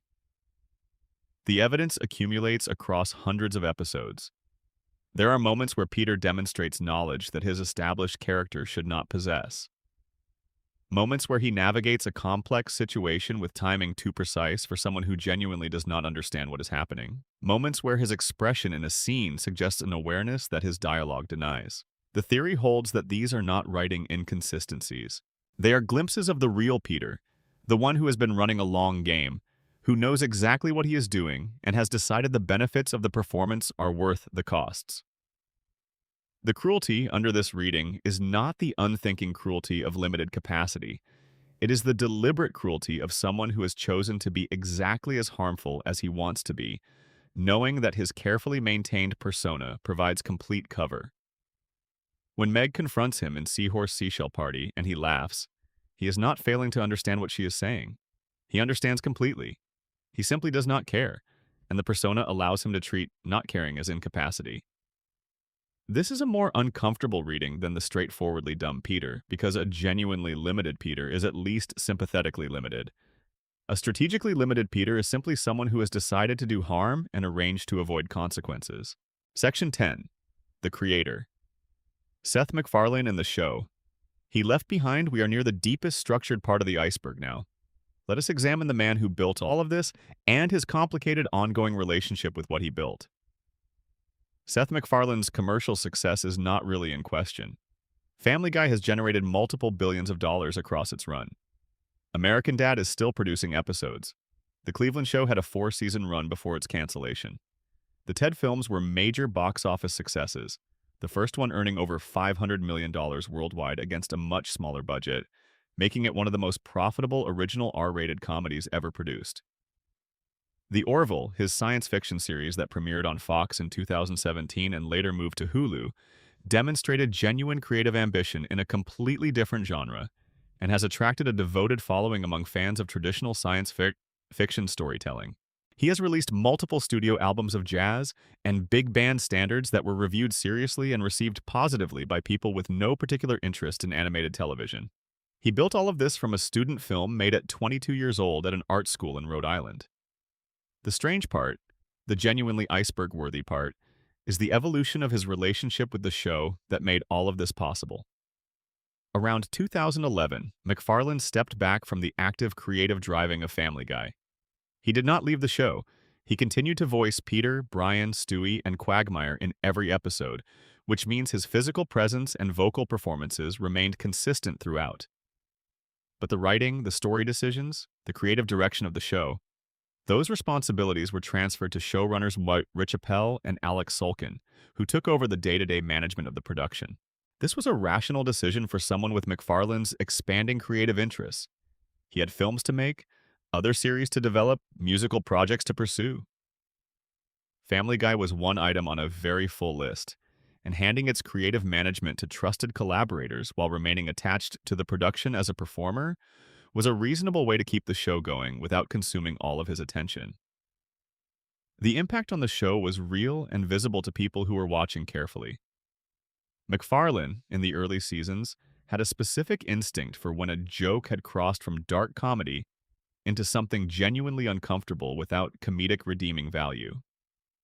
He had a sense of when a character had been pushed too far in a negative direction and needed to be pulled back.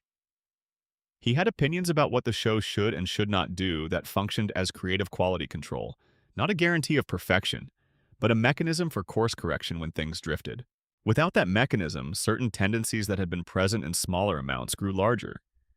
Peter became progressively more extreme in his negative qualities. Brian's hypocrisy became less the point of jokes about him and more just his unexamined character. The Meg situation escalated for years without the show clearly deciding what it wanted to say about what it was depicting. The cutaway gags expanded their share of episode runtime at the expense of actual story and character development. None of this would have been prevented entirely by MacFarlane's continued direct involvement. He was not a guarantee of quality, and the issues had roots in production pressures and commercial incentives that no single person could fully override. But his absence removed the most present and most authoritative check on drift. The political dimension of his relationship with Fox became a public story in specific ways. MacFarlane is politically progressive by his own consistent account. Fox Broadcasting Company, where Family Guy has always aired, is part of the same corporate family as Fox News.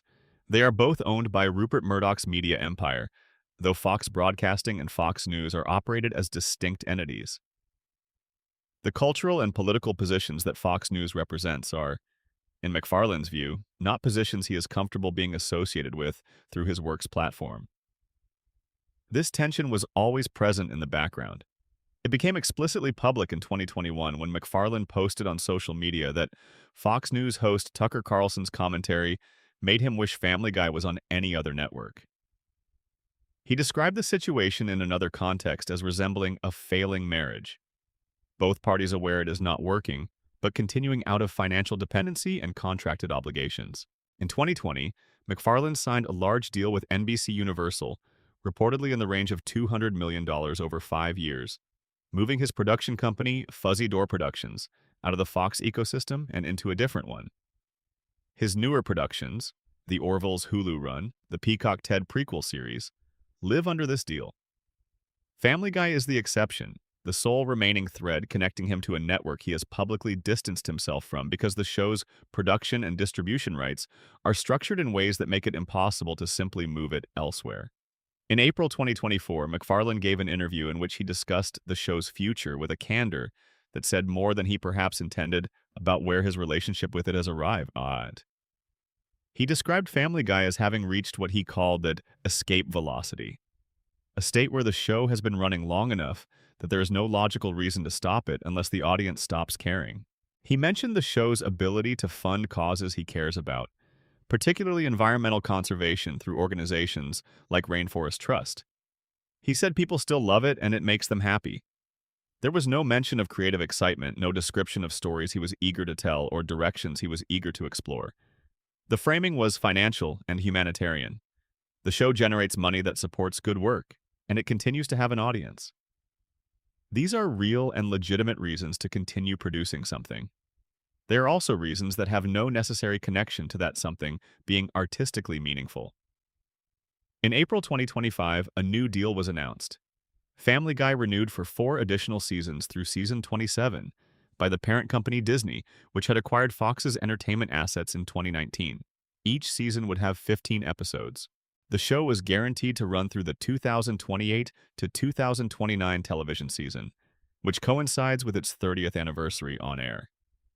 The announcement was framed as a celebration, and there is something genuinely remarkable about a primetime animated comedy running 30 years. But remarkable for what, exactly? The first season answer was for being brilliantly original and unexpectedly warm and genuinely funny. The current answer is for being cheap to produce, reliably profitable, globally licensable, and functionally immortal as a commercial property, regardless of what the creative work looks like in any given season.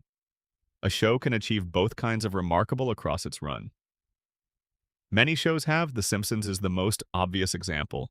Its first decade is genuinely among the finest work in the history of American television, and it has continued for decades beyond that in a form that critics and longtime fans find considerably less compelling. Family Guy is a version of the same story, compressed more tightly and with a more abrupt transition between the periods. The first 3 seasons of Family Guy are genuinely brilliant by almost any standard of evaluation. The writing is precise, the characters are warm underneath their eccentricities, the humor has intellectual depth alongside its anarchic surface. They were made by someone with something to prove, surrounded by a team that shared his creative vision and operated with the urgency of people building something from nothing. That combination produces a specific kind of energy in a show, and you can feel it when you watch those early episodes. You can feel someone caring intensely about every choice. The later seasons were made by people who are competent professionals doing a difficult job on tight schedules for a show whose creative direction is no longer centrally stewarded by its original vision. That combination produces a different kind of energy, not without value, not without good individual episodes, but operating without the urgency and specificity of the early work. You can feel the difference there too. Section 11. The Connected Universe. One World with Strange Rules. Before the final section, let us examine a structural question that has a factual answer and then opens onto a genuinely strange implication. Family Guy, American Dad, and The Cleveland Show exist in the same fictional universe. This is not fan assumption or interpretive inference. It is confirmed by the Night of the Hurricane crossover event that aired across all 3 shows in 2011. A hurricane hit all 3 fictional towns in sequence. Characters from each show appeared in the other's episodes. Stan Smith from American Dad turned up at the Griffin's house. Cleveland Brown from Stoolbend dealt with the same storm system that then hit the Griffins and then moved on to Langley Falls. The three shows shared a single narrative event across three separate broadcasts. The shared universe is canon. The 2014 Simpsons Guy episode adds another layer. The Griffins drive to Springfield and interact with the Simpsons. Springfield and the Griffins city are close enough together that the Griffins can reach Springfield by car in a day. This means the fictional universe of Family Guy is physically adjacent to the fictional universe of The Simpsons. These two worlds share a geography. The Simpsons has done crossovers with other shows over its run: Futurama, Rick and Morty, others. If you follow the chain of canonical crossovers, you can build an argument that the Family Guy universe is connected, through a series of documented appearances and crossovers, to an enormous number of other fictional universes. This is the logic of what fan communities call the Tommy Westphall universe, a thought experiment based on a crossover logic that connects hundreds of television shows through shared characters. Family Guy's crossover history puts it in a version of that network. What is interesting about the shared McFarlane universe specifically is what it implies about the world the characters live in. If Peter Griffin and Stan Smith exist in the same physical world, and if Stan is a CIA agent with access to alien technology and classified research, including, importantly, Roger, a genuine extraterrestrial being living in his attic, then the CIA exists in a world where a one-year-old baby in Rhode Island has built working laser weapons, a time machine, and various other devices of sophisticated technological design.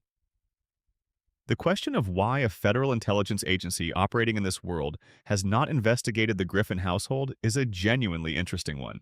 The theory that follows naturally: the CIA knows. They have known for a long time. Stan Smith's world includes Roger, which means the CIA is already operating in a universe that accommodates the extraordinary as a routine feature of existence. Brian Griffin is a talking dog. Stewie Griffin is a baby with weapons. These things are extraordinary, but in a world where a CIA officer has a friendly alien in his attic, and the government has presumably had to develop policy positions on this, the extraordinary is not categorically outside the operational experience of the relevant agencies. The Griffins are, in this reading, a low-priority observation case. Their capacity for large-scale harm has been assessed, their situation has been monitored, and the determination has been made that the talking dog and the baby with the ray gun do not represent the kind of immediate threat that requires active intervention. The baby is 1 year old. The weapons function in a Rhode Island basement. The time machine has thus far not caused any civilizational level disruptions. The CIA has bigger concerns. This is a reading that is simultaneously absurd and internally consistent. It asks you to accept the fictional universes as genuine places and then think through the institutional implications of the extraordinary beings that populate them. The result is a picture of a world where everything is very strange. Everyone knows everything is very strange, and the collective response is essentially the same as it is in the real world. Continue your routines and hope for the best. American Dad is worth a final extended look here because its success, sustained, consistent, genuine, is the most direct available proof that Family Guy's decline was not inevitable. American Dad premiered in February 2005 and was dismissed early as a lesser Family Guy clone. Another McFarlane show with another dysfunctional animated family, clearly designed to fill the same Sunday night slot and perform the same function.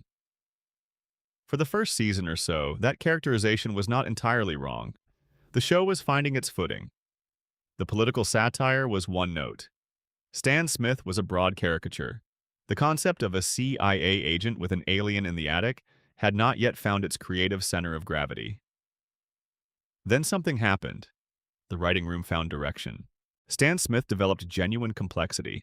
He remained stubbornly wrong about many things, but he also genuinely loved his family, was capable of real growth, and had an interior life that made him interesting rather than just a target for jokes about his worst qualities.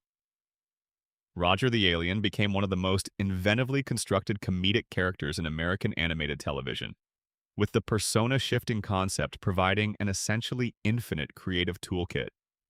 Each new Roger persona was a completely different character, with different logic, different relationships, different comedic register. And it never got stale because the concept was designed to keep generating novelty. Crucially, American Dad does not use cutaway gags. The decision, whether deliberate from the start, or arrived at through the writing process, means that every joke in American Dad has to be earned through character and situation.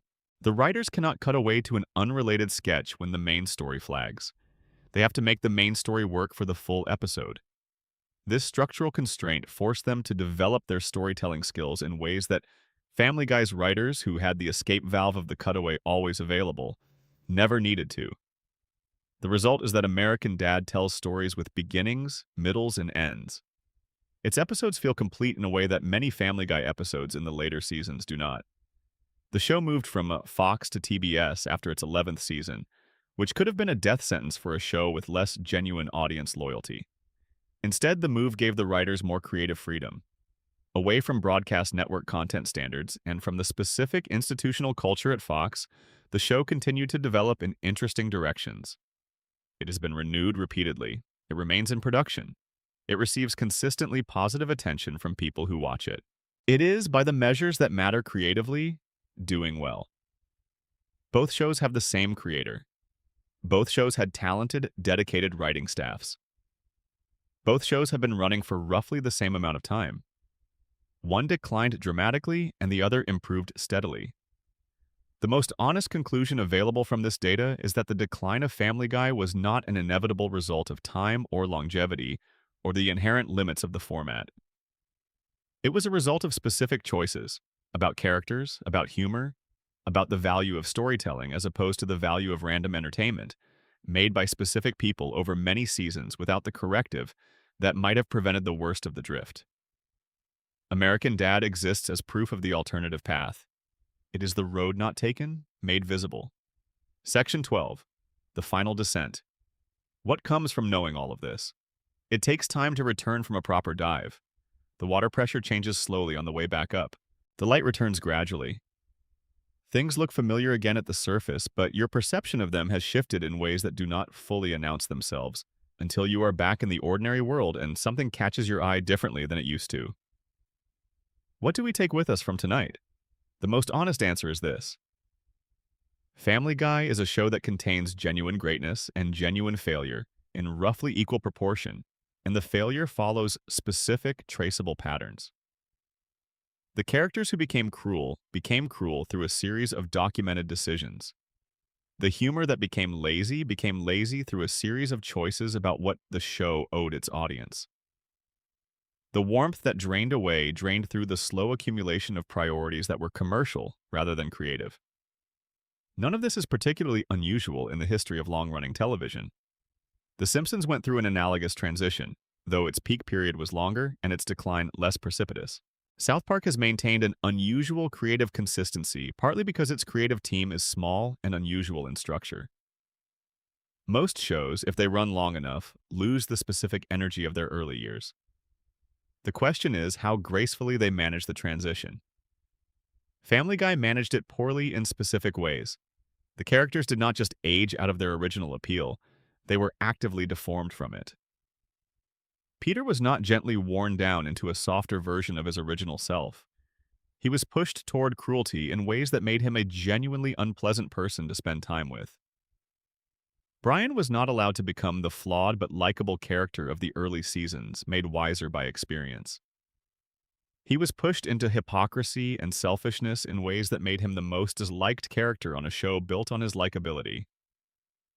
These things did not have to happen. American Dad proves that. The instinct to push characters toward their worst qualities, because their worst qualities generate the most immediate reactions, is an instinct that can be resisted when there is creative leadership willing to resist it. Family Guy, from around season 8 onward, did not have that resistance in sufficient quantity. But the early seasons remain exactly what they were. Nothing that happened in season 16 changes what happened in season 2. The pilot episode is still the pilot episode. The rough draft animation is still as alive as it ever was. The original Stewie is still there. The original Brian is still there. The original Peter, who meant well underneath the chaos, is still there. All of those things exist permanently and can be returned to. The theories, the purgatory and the Peter in the institution and Brian as author and strategic idiocy of Peter, exist because the show earned enough from its audience that the audience never entirely stopped paying attention. You do not construct elaborate theories about things you have forgotten. You do not spend years in online discussions about shows that stopped mattering to you. The theories are evidence of sustained engagement, which is evidence of sustained impact, which is evidence that whatever else the show did across its run, it built something real in the minds of the people who watched it. That is not nothing. That is considerable. The iceberg is not just a collection of facts and theories. It is a demonstration of what happens when a piece of creative work leaves a deep enough impression that people keep looking at it long after the initial impact. Most television disappears from cultural memory almost as soon as it stops airing. People watch it, they enjoy it, they move on. The fact that Family Guy has generated this kind of sustained, serious, creative engagement from its audience, theories developed over years, inconsistencies cataloged with forensic precision, production history assembled from DVD commentary tracks and old interviews and archived entertainment journalism, speaks to something that the show did right at the most fundamental level. Seth MacFarlane, at 22 years old, with $50,000 and a student film and an idea about a talking dog and a lovable idiot, built something that people are still talking about a quarter of a century later. He built it originally enough that it came back from 2 cancellations. He built it memorably enough that an entirely new audience found it through late-night cable reruns and fell in love with it. He built it with enough genuine humanity in its early work that even its later failures carry the shadow of what it was trying to be. The water is warm again here at the surface. The light is back. You can see the bottom from here if you found something in tonight's descent that changed how you see a scene you have watched dozens of times. Some new angle on Stewie's early seasons, some new reading of what the show does with its women, some new appreciation for why those first 3 seasons feel the way they feel. Then the dive was worth it. That is what this is for. Not to ruin the show. Not to complicate your enjoyment out of existence. To give the familiar things more weight than they carry alone at the surface. Family Guy at its best, and at its best it is genuinely among the finest American animated comedy ever produced, rewards the kind of full, attentive engagement that takes it seriously. It was built by someone paying full attention. It earned more than a casual glance in return. The depths will still be there the next time you want to go down. The theories will still be waiting. The early episodes will still be exactly what they were. Sleep well. Thank you for spending this time here. And if this was worth the evening, a subscription genuinely helps. And leaving a comment with where you are watching from means I know where this is landing. I read everyone. See you on the next one. End of script. Family Guy Iceberg plus Wild Theories final word count. Target: 30,000 plus words. Section 13, additional deep dive. Secondary characters, forgotten lore, and the world outside the Griffin house. We have spent most of tonight focused on the core Griffin family: Peter, Lois, Meg, Chris, Stewie, and Brian.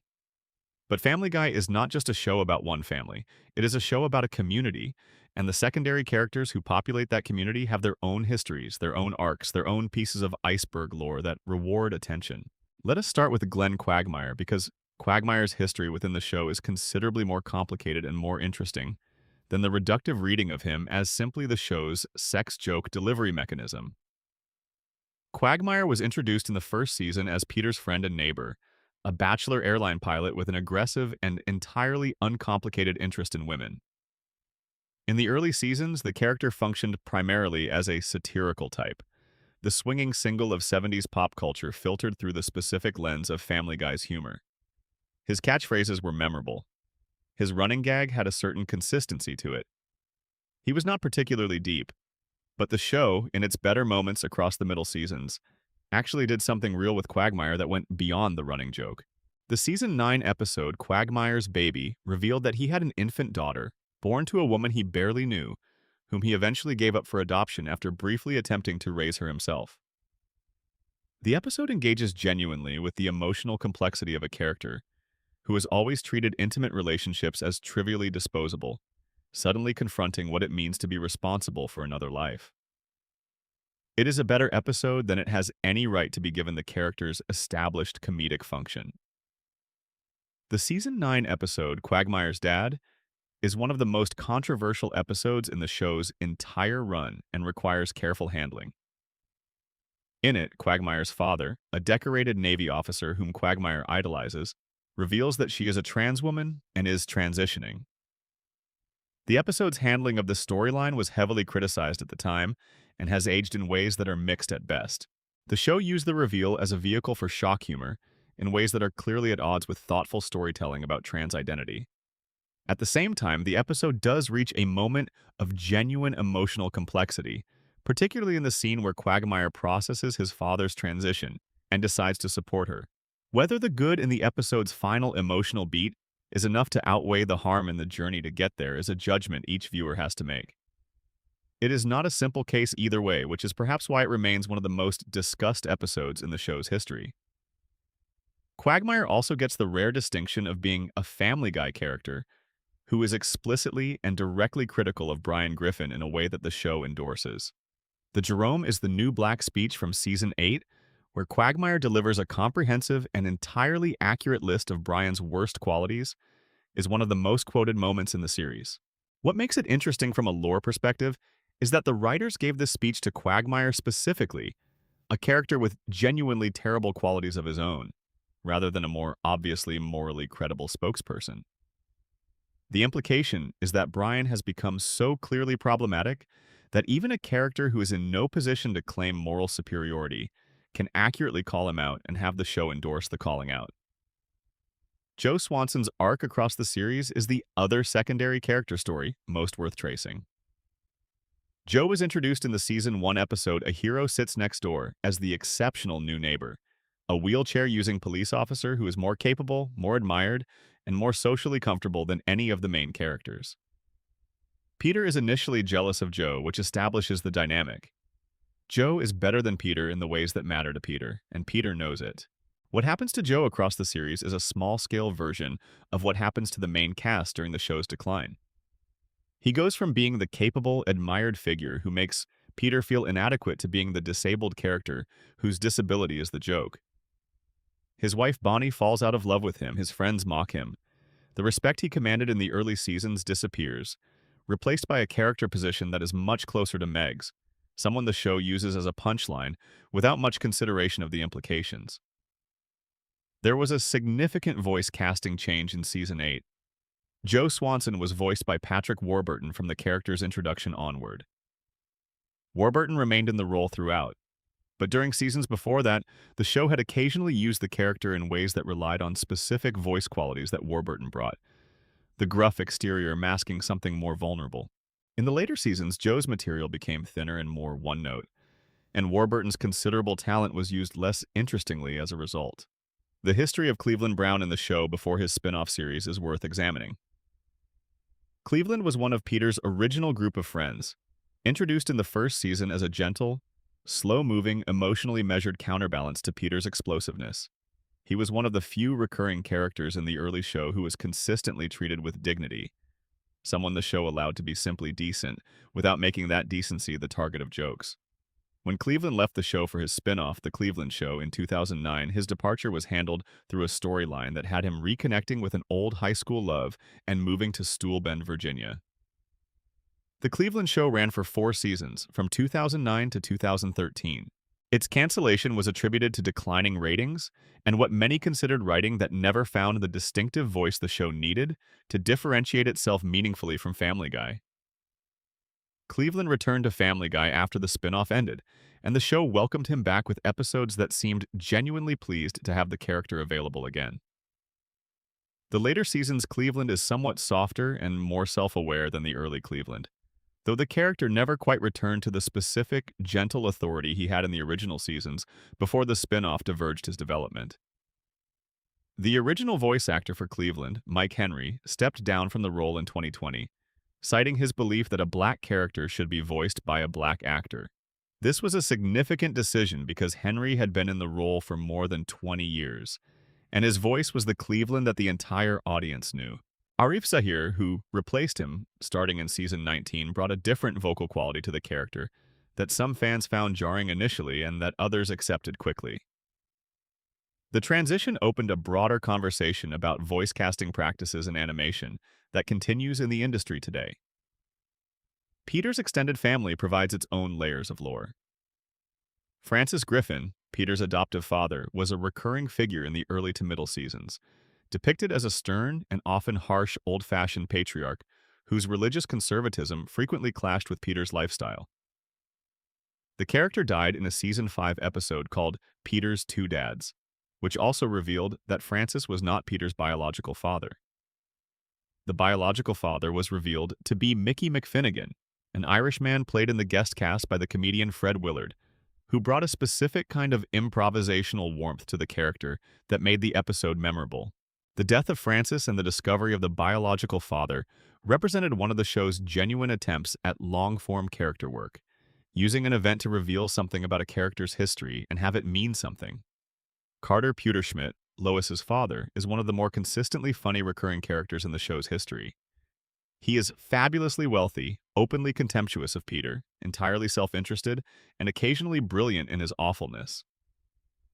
The character is voiced by Seth MacFarlane himself, which allows for some interesting dynamics in scenes where Peter and Carter interact.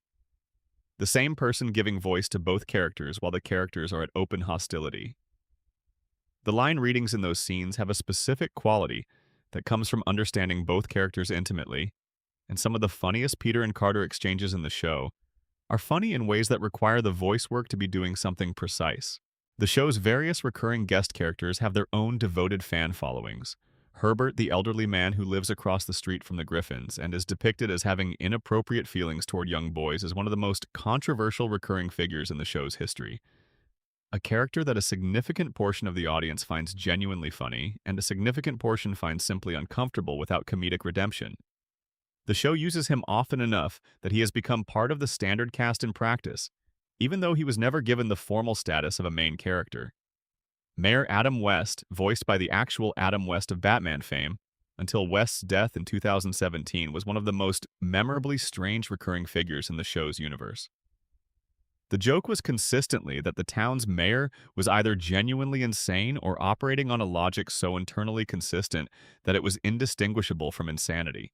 West's willingness to voice a satirical version of himself with complete commitment made the character work in ways that a different casting would not have allowed.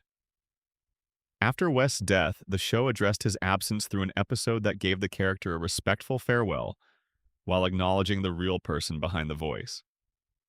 The relationship between the show and its guest cast is a chapter of its history that gets less attention than it deserves. Family Guy has had an enormous range of guest performers across its run, from major film stars to musicians to politicians to other voice actors from different animated series. Some of these appearances were memorable, some were forgettable, and a handful were genuinely remarkable pieces of casting that added something specific to the episodes they appeared in. Seth MacFarlane's own celebrity connections, built through the show's success and his own expanding career, opened doors that were not available to the original production in 1999, and the guest cast of later seasons reflects a different level of access than the earlier ones. The show's use of original songs across its guest performances is worth noting specifically. When a guest celebrity participates in a musical number, the quality of the number tends to reflect how much genuine musical investment went into the production. Family Guy, at its musical best, and there are moments across the full run that qualify, produces original songs that work as actual songs independent of their comedic function. The comedy is the context, but the music is real enough that it can carry weight on its own. Section 14. The broader cultural context. What Family Guy meant and what it means now. An iceberg without context is just a collection of cold facts. The final tier of tonight's descent is about stepping back far enough to see the whole shape of what we have been looking at. Not just the specific lore of the show, but what the show represented in the culture it grew from and what it represents now. Family Guy arrived at a specific moment in American popular culture. The year 1999 was the year of The Sopranos' debut on HBO, the year South Park completed its second season and established itself as a permanent cultural force, the year that the internet was beginning its slow transformation of how audiences related to television. The late 1990s were a period of genuine transition in what American comedy could do on network television, and Family Guy was part of that transition. The show's relationship with The Simpsons deserves a final extended discussion because the comparison is both inevitable and genuinely instructive when examined carefully. The Simpsons premiered in 1989 and essentially invented modern primetime animated comedy as a format. It demonstrated that animated shows could be smart, that they could carry genuine emotional weight alongside their comedy, that they could satirize American culture with more precision and more permanence than most live-action comedy managed. Family Guy arrived 10 years later and was clearly influenced by what The Simpsons had built, but it was also doing something different. Where The Simpsons used satire as its primary mode, situating its humor in the specific realities of American working-class life, consumer culture, institutional failure, and the gap between American mythology and American reality, Family Guy used reference and juxtaposition. The cutaway gag is structurally different from satire. Satire requires a target, a critique, a relationship between the joke and the thing being joked about. A cutaway gag requires a trigger, a line that sets up the cut, and a payoff, but the payoff does not need to comment on anything. It just needs to be funny in itself. This distinction explains something important about the evolution of the show. In the early seasons, the cutaway gags were shorter, and the main stories carried more satirical weight. The family's situation, working-class Rhode Island, economic instability, social aspiration, the specific textures of that place and class, was the substance from which the comedy was extracted. The cutaways added something extra but did not replace the substance. When the balance shifted, when the cutaways began to carry more of the comedic weight and the stories became thinner, the show lost the satirical dimension without having replaced it with something of comparable depth. What remained was juxtaposition without critique, reference without commentary, humor that was funny in the moment and meant nothing beyond the moment. This is not inherently a problem. There is real value in comedy that is simply funny, without aspirations beyond the laugh.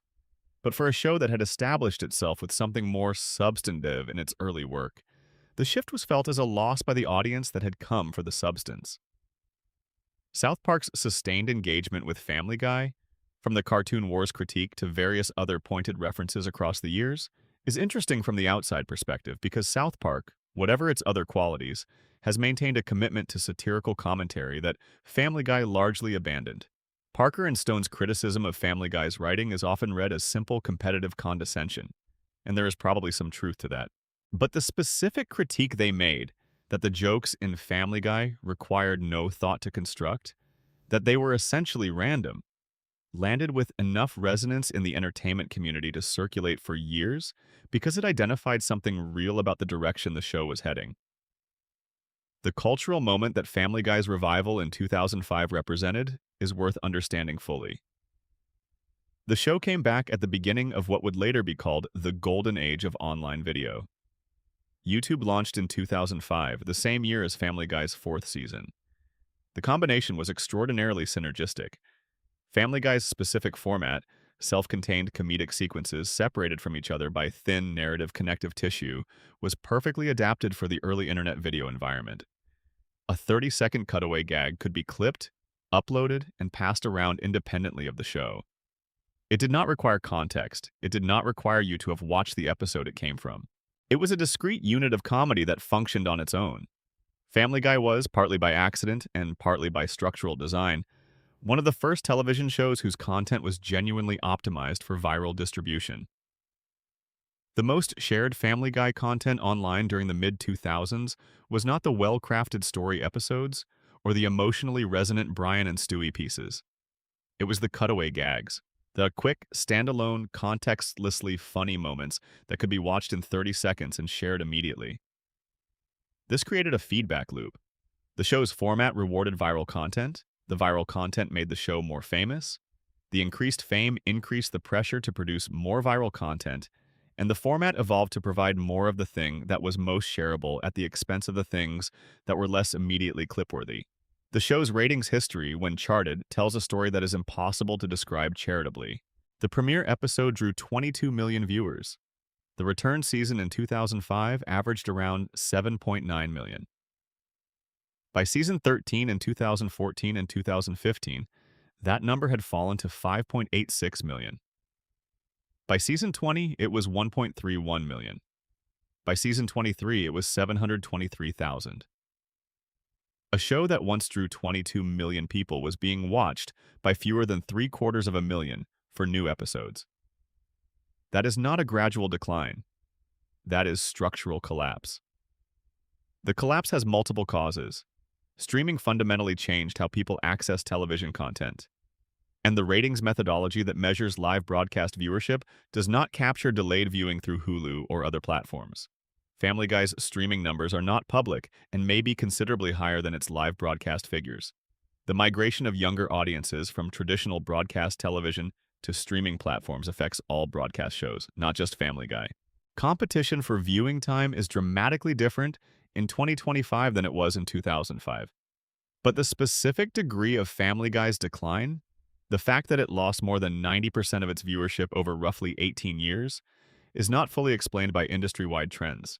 Other shows that have been running for comparable periods have maintained more of their audience through the streaming transition. The Simpsons, also a very old show on the same network in the same format, has had its own viewership decline but not of the same magnitude or speed. The decline specific to Family Guy reflects something about how its audience relationship changed, how the people who had once been invested in it stopped feeling the investment was being returned. The show's move from Sunday nights to Wednesday nights for the 2023 to 2024 broadcast season was a public demotion. In the television industry, Sunday nights are the prestige programming slot for animated comedy on Fox. They have been since the network built its animation domination block. Moving a show from Sunday to Wednesday signals that the network no longer considers it a headliner. It signals reduced expectations. It signals that the show is being managed as a reliable revenue generator rather than a flagship property. For a show that had been part of animation domination since its revival in 2005, the move carried a specific significance that everyone in the industry understood. And yet the show was renewed through season 27. It will continue airing. It will continue being watched by hundreds of thousands of people who find something valuable in it. It will continue generating revenue through its enormous back catalog of streaming and rerun rights. It will hit its 30th anniversary in 2029. The tension between these two facts, the show declining precipitously in its live audience while being guaranteed future production through business arrangements, is the final piece of the iceberg we need to understand. Family Guy exists in two registers simultaneously. In one register, it is a commercially functional product that earns money reliably through a combination of first-run advertising, streaming rights, rerun licensing, and merchandise. In another register, it is a creative work that once had genuine artistic vitality and that has, in its later seasons, largely lost it. These two registers are not incompatible. A product can be commercially functional and creatively exhausted at the same time. What is unusual about Family Guy is the distance between the highs of one register and the lows of the other. The show at its best, seasons 1 through 3, large portions of seasons 4 and 5, specific outstanding episodes scattered across the middle seasons, the genuine emotional achievement of certain Brian and Stewie pieces, represents something real. It represents a young man who studied animation because he loved it, building something that surprised people, that found an audience that was not just willing to watch, but genuinely invested in what was happening. The pilot episode of Family Guy, Death Has a Shadow, broadcast to 22 million people on the night of January 31st, 1999, is a piece of television that knew exactly what it was trying to do and did it with conviction and craft. That conviction is audible in every line reading. It is visible in the animation choices. It is present in the structure of the jokes and the warmth of the family's relationships. That conviction is what the iceberg, taken as a whole, is really about. The facts and the theories and the banned episodes and the cast replacements and the connected universes are all satellites orbiting that central truth. A show was made with real conviction by real people who cared about it, and then it kept going past the point where that conviction could be maintained.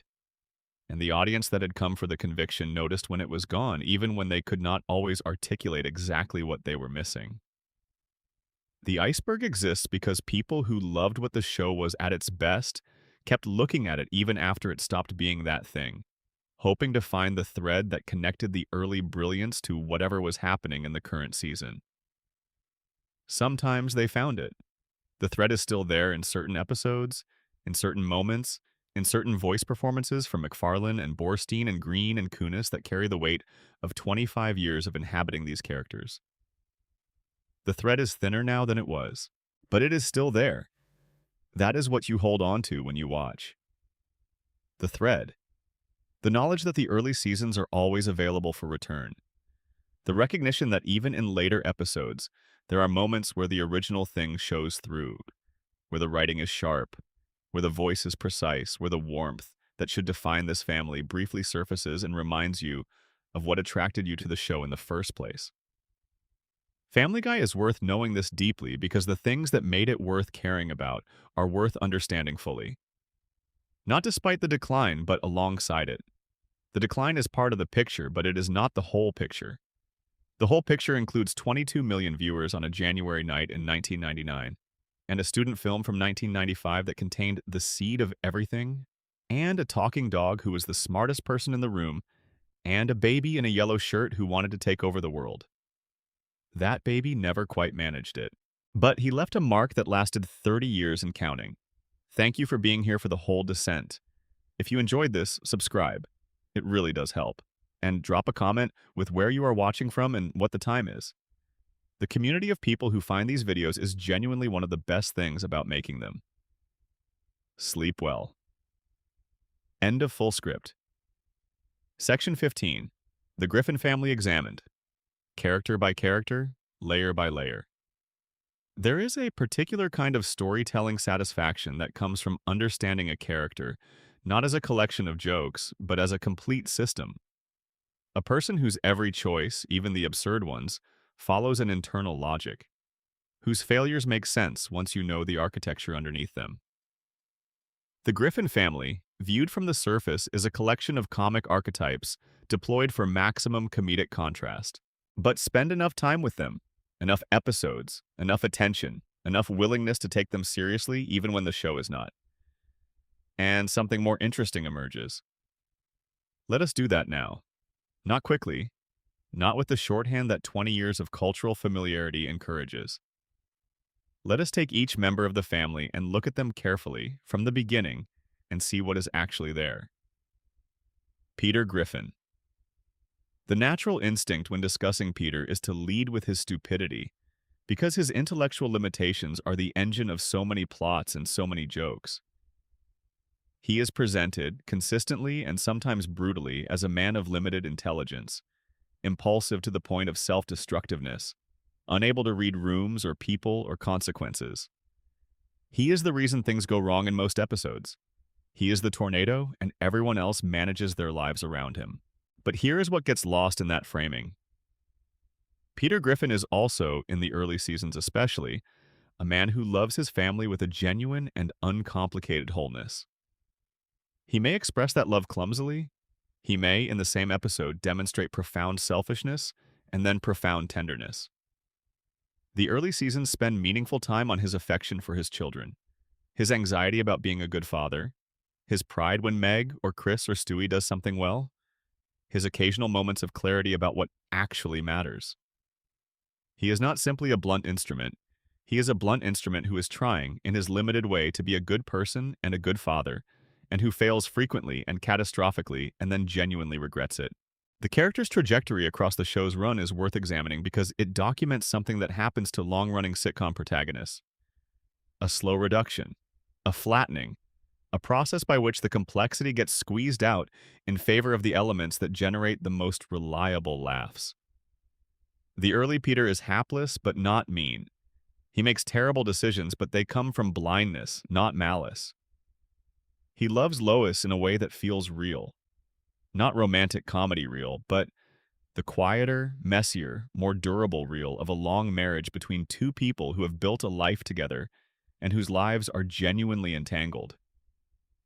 In the later seasons, the love calculus shifts. Peter becomes more frequently an adversary to his family than a member of it. His violence escalates from slapstick consequence to something that can feel more like genuine cruelty. The affection is still there in scattered episodes, but it is no longer the load-bearing structure it once was. This shift is partly a writing staff rotation issue and partly a natural consequence of the show's format. A show that generates comedy primarily from disruption and conflict needs its disruptor to be consistently disruptive. The more consistently you make someone a force of chaos, the harder it is to simultaneously maintain them as a loving father. The show tried to have both for a while, and for a while it managed. Eventually, the chaos won because chaos is easier to write quickly, and Family Guy in its later years became a show that needed to produce content very quickly. Seth MacFarlane's own feelings about the character have evolved. In early interviews, he spoke about Peter with genuine affection, describing him as representing a certain kind of stubborn, cheerful American male obliviousness that he found both frustrating and oddly lovable. By the time the show had been running for 15 years, MacFarlane was more openly uncomfortable with where the character had gone, describing some of the later season Peter material as too mean and acknowledging that the show had sometimes lost the thread of what made the character work. Lois Griffin. Lois is, in a meaningful way, the most structurally important character in the show. She is the gravitational center around which the family orbits. She is also, in ways that occasionally become explicit, a deeply unhappy person who has made enormous compromises to be where she is. The backstory that the show provides for her in scattered episodes across the early and middle seasons is consistently fascinating. She is the daughter of Carter Pewterschmidt, one of the wealthiest men in New England. She grew up in extraordinary privilege, private schools, summer homes, a world of ease and expectation.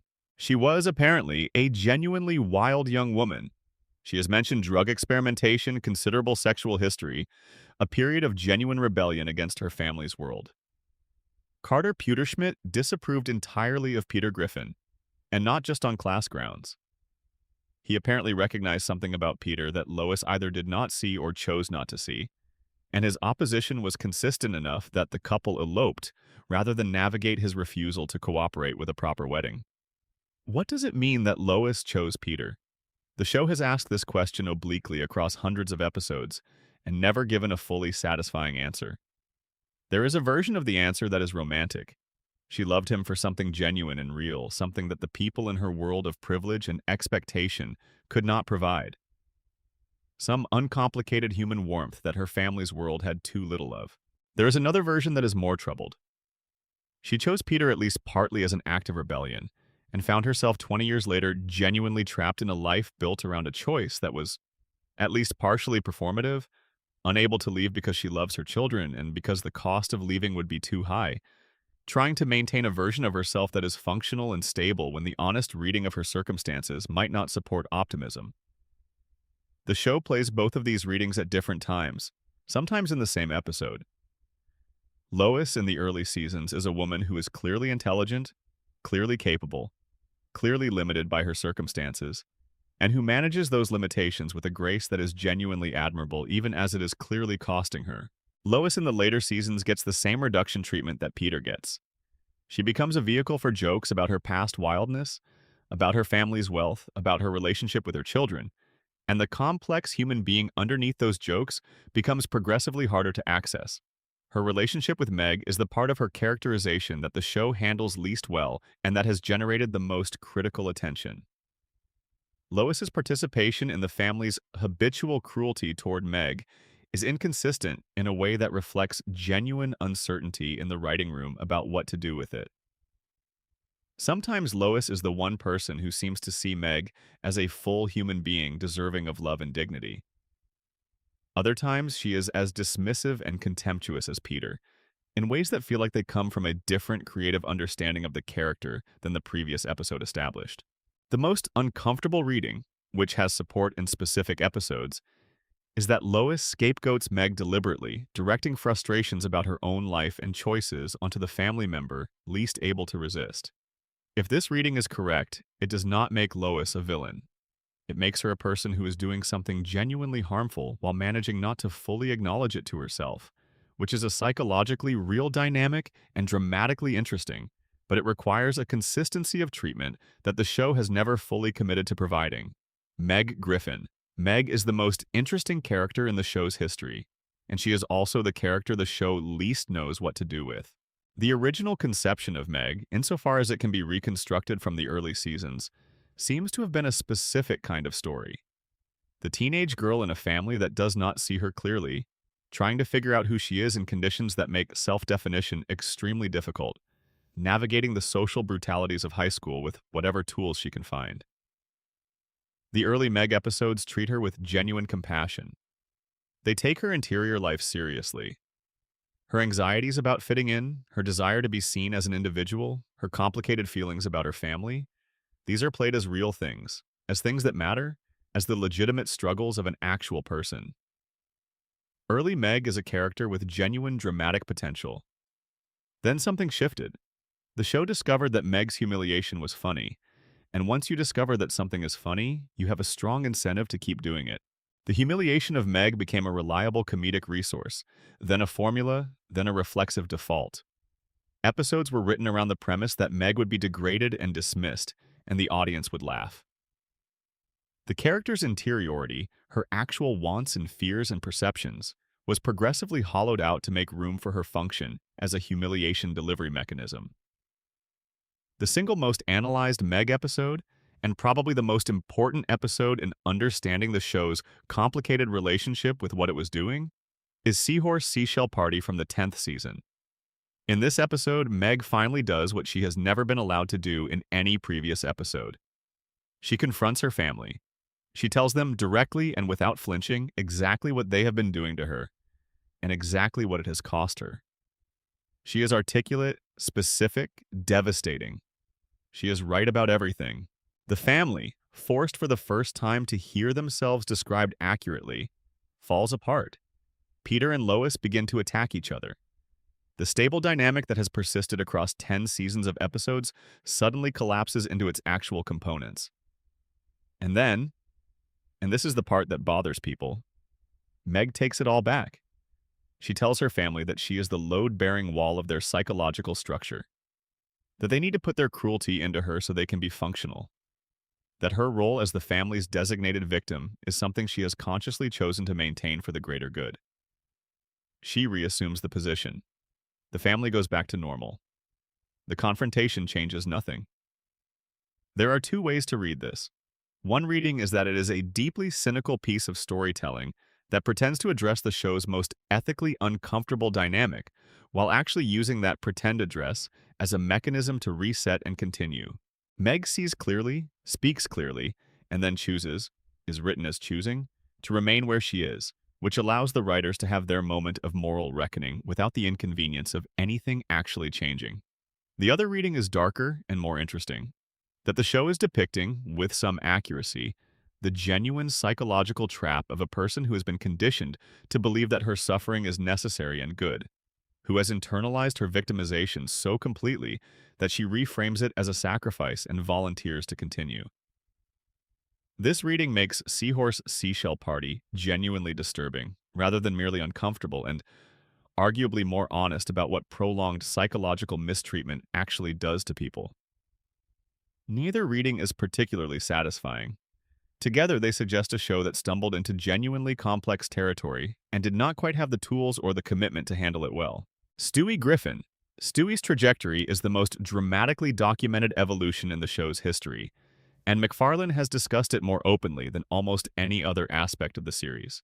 The original Stewie was a specific comedic concept, a baby who possessed the intelligence, the emotional range, and the murderous ambitions of a diabolical adult villain, combined with the physical helplessness and social invisibility of an actual infant. The contrast between what he was trying to do and what he was capable of doing was the core joke. He was building directed energy weapons. He was writing treatises on quantum mechanics. He was plotting the murder of his mother in elaborate detail. He was also, simultaneously, unable to drink from a cup without assistance and frequently in need of diaper changes. The character was also, in the first season and intermittently through the third, clearly intended to be exploring a nascent, confused sexuality. The implications were more than subtext in specific episodes. Stewie's attraction to certain male characters, his complicated relationship with conventional masculinity, his contempt for Lois, which read as something more complex than simple villain hostility, were all parts of a coherent and deliberate characterization that MacFarlane has acknowledged openly. The original Stewie was a character whose fundamental nature included a sexuality that was still forming, still uncertain, and deeply uncomfortable with itself. And this discomfort was expressed as aggression, which is a psychologically recognizable dynamic. When the show was canceled and then revived, this aspect of the character was progressively walked back. The murderous villain aspect was softened as well. The new Stewie that emerged across seasons 4 and 5 was warmer, odder, funnier in a broader way, more available to the audience, less alienating, less threatening. The relationship with Brian became the center of his characterization, rather than his relationship with Lois or his schemes. He became, in the words McFarlane used in a 2009 interview, a flamboyant character rather than a specifically, deliberately gay one, which is a meaningful distinction. McFarlane has said he wishes he had gone further with the original conception rather than pulling back. He has acknowledged that the revival Stewie is commercially more viable and personally less interesting. The early Stewie is a character with a genuine interior crisis, a person in infant form whose entire behavioral presentation is a response to something fundamental about themselves that they have not yet processed. The later Stewie is a delightful, genuinely funny character who sometimes shows hints of the original complexity and more often deploys the superficial elements of that complexity as comedic shortcuts. The voice is there. The vocabulary is there. The diabolical affect is there. The crisis is mostly gone. Brian Griffin. Brian is the character through whom the show makes its aspirational claims. He is the intellectual, the writer, the reader, the wine drinker, the one who has read Camus and wants you to know it. In a family of cheerful incompetence and helpless innocence, he is positioned as the adult in the room. The one who sees clearly, who knows things, who could, if the world were fairer, be more than what he is. The show's relationship with Brian's intellectual pretensions is complicated by its simultaneous use of him as a target for mockery. Brian's novel is perpetually unfinished. His screenplay is perpetually in development hell. His romantic relationships consistently fail because he is ultimately incapable of honesty about himself. He drinks too much. He makes bad decisions from bad impulses and then rationalizes them with the kind of intellectual vocabulary that allows a person to disguise their worst qualities as philosophy. This could be rich material and sometimes is. The early Brian is a character whose gap between self-perception and reality is handled with real comedic and dramatic sophistication. The show does not let him off the hook, but it also does not reduce him to a simple hypocrite. He is someone who has the equipment for a better version of himself and consistently fails to use it, which is a more complex failure than simple stupidity. The famous speech that Glenn Quagmire delivers to Brian in the Season 8 episode Jerome is the new Black is worth examining closely, because it is one of the most psychologically specific pieces of character work the show produced in any season. Quagmire, who has never been established as an especially reflective person, lists every genuine failure of Brian's character with relentless precision. His inconsistency, his pretension, his actual treatment of women versus his stated views about women, his use of liberal vocabulary to provide cover for retrograde behavior, his dog puns, his smell. It is a remarkable scene because it is completely accurate. Every point Quagmire makes is supportable by evidence from previous episodes. Brian has no real counter. The audience has no counter. The speech lands because it is not an exaggeration or a cartoon. It is an actual account. And then nothing changes. Brian goes back to being Brian. The show acknowledges the critique and absorbs it and resumes. This is perhaps the most honest thing the show does, in a dark way. It knows what Brian is, states it clearly, and then demonstrates that knowing is not the same as changing. Section 16. The Cutaway Gag. A deep examination of Family Guy's defining technique. No discussion of Family Guy is complete without a serious examination of the cutaway gag. Not just what it is, but where it came from, why it works when it works, why it fails when it fails, and what it ultimately reveals about the show's understanding of comedy itself. The cutaway gag is a structural interruption. A character makes a statement, usually in the form of a comparison, a memory, or a hypothetical, and the scene immediately cuts to a brief, self-contained, comedic sequence illustrating or exaggerating or subverting that statement. Then the scene cuts back and continues as if the interruption did not happen. The interstitial sequence has no bearing on the ongoing plot. It introduces and discards its own characters, its own physics, its own comedic premises. It exists entirely for itself.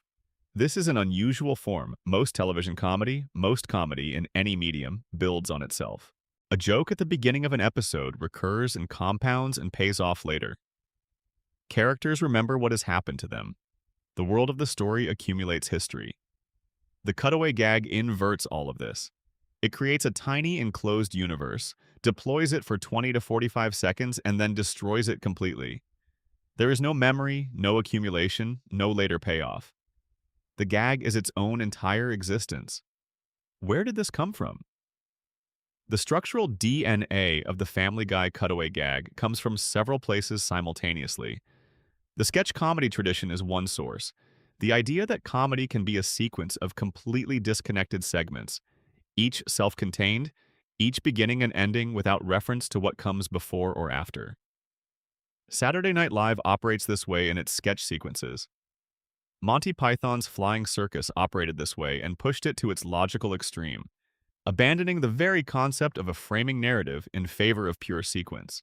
The Simpsons had used the form occasionally, most notably in its own early seasons, but treated cutaways as spice rather than structure. Family Guy made the cutaway its primary comedic mechanism, and this decision had consequences for everything else about the show. When the primary comedic delivery system does not require continuity, you do not need to build much continuity.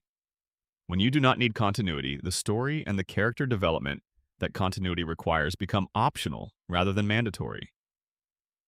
The cutaway is, among other things, a way of permitting a writing process that does not require deep investment in the ongoing coherence of the characters and world. MacFarlane has defended the form earnestly and specifically. His argument is essentially that the cutaway is the animated equivalent of a comedian's callback to their own material, a way of drawing on a shared cultural library that the audience and the show both inhabit. When Peter says something like, "I've been more awkward than that time I met Joe Biden at a Wendy's," and the show cuts to a 30-second scene of Peter struggling to have a normal conversation with Joe Biden at a Wendy's, the joke is not really about Biden or Wendy's. The joke is about the universal experience of catastrophic social awkwardness, and it is being delivered through a specific concrete image that the shared cultural library, the fact that everyone knows who Biden is, the specific associations everyone carries for Wendy's as a location, makes legible instantly. The cutaway compresses an enormous amount of comedic and cultural information into a very short time by borrowing the energy of pre-existing associations rather than building its own. This is genuinely clever when it is working well. The best cutaway gags in the show's history feel like sudden, vivid dreams. They arrive from nowhere, establish their own complete logic, deliver their payload, and vanish before they can be exhausted. The Simpsons character cameo gags in The Simpsons Guy work this way. The chicken fights, which are extended cutaway sequences that became their own recurring premise, work this way in their early iterations. The first several chicken fight cutaways have a genuine comedic escalation architecture. You keep waiting for the reality check, you keep getting more escalation instead, and the delayed reality check becomes the running joke. But the form fails in ways that are also legible once you know what to look for. A cutaway that relies entirely on a reference, rather than building something out of the reference, is not really a joke. It is a recognition prompt. You see the image, you identify the thing being referenced, and if that recognition feels good enough, you laugh. But you are laughing at the recognition, not at a comedic structure. This is a real distinction. Recognition laughter and joke laughter feel similar from the inside, but recognition laughter does not require the setup, development, subversion structure that joke laughter requires. Recognition laughter can be produced indefinitely as long as the audience keeps sharing reference points with the show. It does not require wit. It does not require surprise. It requires only that both parties know the same things. The critical consensus about Family Guy that emerged most strongly in the middle seasons was that the show had drifted toward recognition laughter at the expense of actual joke construction. that the cutaways had stopped being comedic miniatures with their own internal logic and had become reference delivery systems, that the show was giving you the shape of a joke without the content of one. Seth MacFarlane, who is a genuinely thoughtful person about comedy, has essentially agreed with this criticism in various interviews while also defending the form's potential and the execution of specific examples he believes still work. The comparison with American Dad is instructive here because American Dad was created under a structural constraint that its parent show did not have. It was forbidden cutaway gags.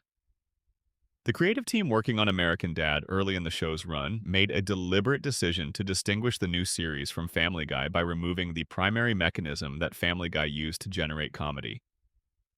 This sounds like a limitation. It functioned as a liberation. Without the cutaway as an available tool, the writers were forced to generate comedy through character, situation, and story structure. They had to write jokes that came from who these people were and what was happening to them, rather than jokes that came from the show's access to a shared cultural library. The results, over time, were striking. American Dad developed a consistency of comedic tone and a sophistication of character work that most critical assessments now rank above its parent show. The constraint that seemed like a handicap turned out to be the mechanism through which the show found its identity. This is a fairly common dynamic in creative work. The tools you are not allowed to use force you to develop tools that ultimately serve you better. The cutaway gag question is also connected to the show's relationship with memory and continuity, which connects to the fan theories we have already discussed about the nature of the show's reality. In a world that has no memory, where events are forgotten or contradicted between episodes, where the cutaway inserts material that has no connection to the world the characters inhabit, the normal rules of narrative reality do not apply in the way they apply to most fiction. This is, as we discussed earlier, narratively convenient, but philosophically suggestive. It raises questions about what kind of world is being depicted and whether those questions are worth taking seriously. The people at the very bottom of the iceberg have taken them very seriously indeed. The cutaway gag, read through the lens of certain fan theories, is not a structural quirk or a lazy shortcut. It is evidence of something about the world of the show, evidence about whose mind is generating the reality we are watching, evidence about the nature of consciousness and memory in this universe. We have touched on these theories in earlier sections. They deserve one more pass here, in the context of the gag that makes them possible. If Peter Griffin is constructing his own reality from inside an institution, generating a protective fantasy in which he is central and beloved and perpetually rescued from consequences, then the cutaway gag is the precise mechanism by which that construction operates. His mind reaches for reference points, for cultural material, for images and associations that give his fantasy texture and familiarity. The world keeps cutting away to little visions, little side fantasies, little illustrated memories and hypotheticals, because the mind that is generating the world cannot sustain pure continuous narrative. It needs to discharge excess imagination sideways. The cutaway is not a storytelling device in this reading. It is a symptom. This is probably giving the writers credit for more intentionality than is warranted. But the beauty of the best fan theories is that they do not require intentionality. They require only that the evidence supports them, and the evidence at this level does. Section 17. The music of Family Guy, an underappreciated pillar. One dimension of the show that rarely gets the attention it deserves in Iceberg discussions is the music. Family Guy is a show with genuine musical ambition, and that ambition reflects something important about both MacFarlane's personal abilities and the show's aspirational relationship with a tradition of entertainment that predates it by several decades. Seth MacFarlane is a trained singer. This is not a casual claim or a vanity project. He has released multiple albums of standards and classic American popular songs, collaborated with serious jazz orchestras, and performed with major orchestras in concert settings. His voice is a genuine instrument, a warm, flexible baritone with real range and excellent diction. This is not common among television showrunners, and it shapes Family Guy in ways that would not be there if it had been made by someone without this background. The show's original theme song, composed by Walter Murphy, is itself a small marvel of arrangement. Murphy, who composed the disco adaptation of Beethoven's Fifth Symphony that became a hit in 1976, brought a genuine compositional sophistication to the theme. The chord voicings are more interesting than a standard sitcom theme requires. The brasswork has genuine swing, and the brief a cappella middle section, in which the family harmonizes in close harmony before the full orchestra re-enters, is a specific and loving nod to the style of the classic Hollywood musical number. The theme tells you immediately that this is a show that takes a certain kind of musical intelligence seriously. Original musical numbers appear in Family Guy, with a frequency unusual for a non-musical animated series. These range from brief comic ditties, Bird is the Word, which became notorious for its use in a specific episode, is technically a pre-existing song, but its deployment as a running gag represents a kind of musical comedy structure. To fully realize production numbers with orchestration, choreography, and genuine vocal performance. The Griffin family performs together occasionally in ways that suggest at least some of them have real musical training, which is a strange and charming dissonance given the family's general level of cultural competence. The episode It's a Trap, the third in the Star Wars parody trilogy, features an original song called It's a Trap that McFarlane performs in full Broadway style, with a complete orchestral arrangement and a genuine commitment to the theatrical convention he is invoking. The song is funny because of its context, but it is also considered purely as a musical performance quite good. McFarlane is not performing a parody of singing. He is singing well, with deliberate stylistic choices that show real understanding of the form he is deploying. The most ambitious musical moment in the show's history is probably the You've Got a Lot to See musical number that Peter sings to Brian in the Season 3 episode, Brian Wallows and Peter's Swallows. Sung in the style of a classic MGM musical number, complete with an elaborate fantasy sequence featuring dancers and elaborate costumes and a full orchestral arrangement. The song is a piece of genuine musical theater writing, not a parody of musical theater, but an actual deployment of its conventions, with understanding of why those conventions work and what they are designed to do emotionally. It is the most explicit statement the show made in that period of where McFarlane's deepest aesthetic allegiances actually lie. McFarlane has said in interviews that the tradition he most loves and that most directly shaped his sensibility as an entertainer is the entertainment culture of the 1940s and 1950s, big band music, classic Hollywood films, the performance style of the Rat Pack, the kind of variety entertainment that Frank Sinatra and Dean Martin and Sammy Davis Jr. represented. This is a somewhat surprising set of reference points for someone making an animated comedy for the Fox network, and it is entirely consistent with what the show actually reveals when you pay attention to it at the musical level. The comedy is contemporary and often crude. The musical ambition is entirely classical. This tension, between the contemporary crude comedy on the surface and the classical entertainment values underneath, is visible in many places in the show once you start looking for it. The chicken fights are not just chaos. They are staged with an attention to choreography and escalation that reflects real knowledge of how action sequences in classic Hollywood cinema were constructed. The occasional musical theater set pieces are not just jokes about musical theater.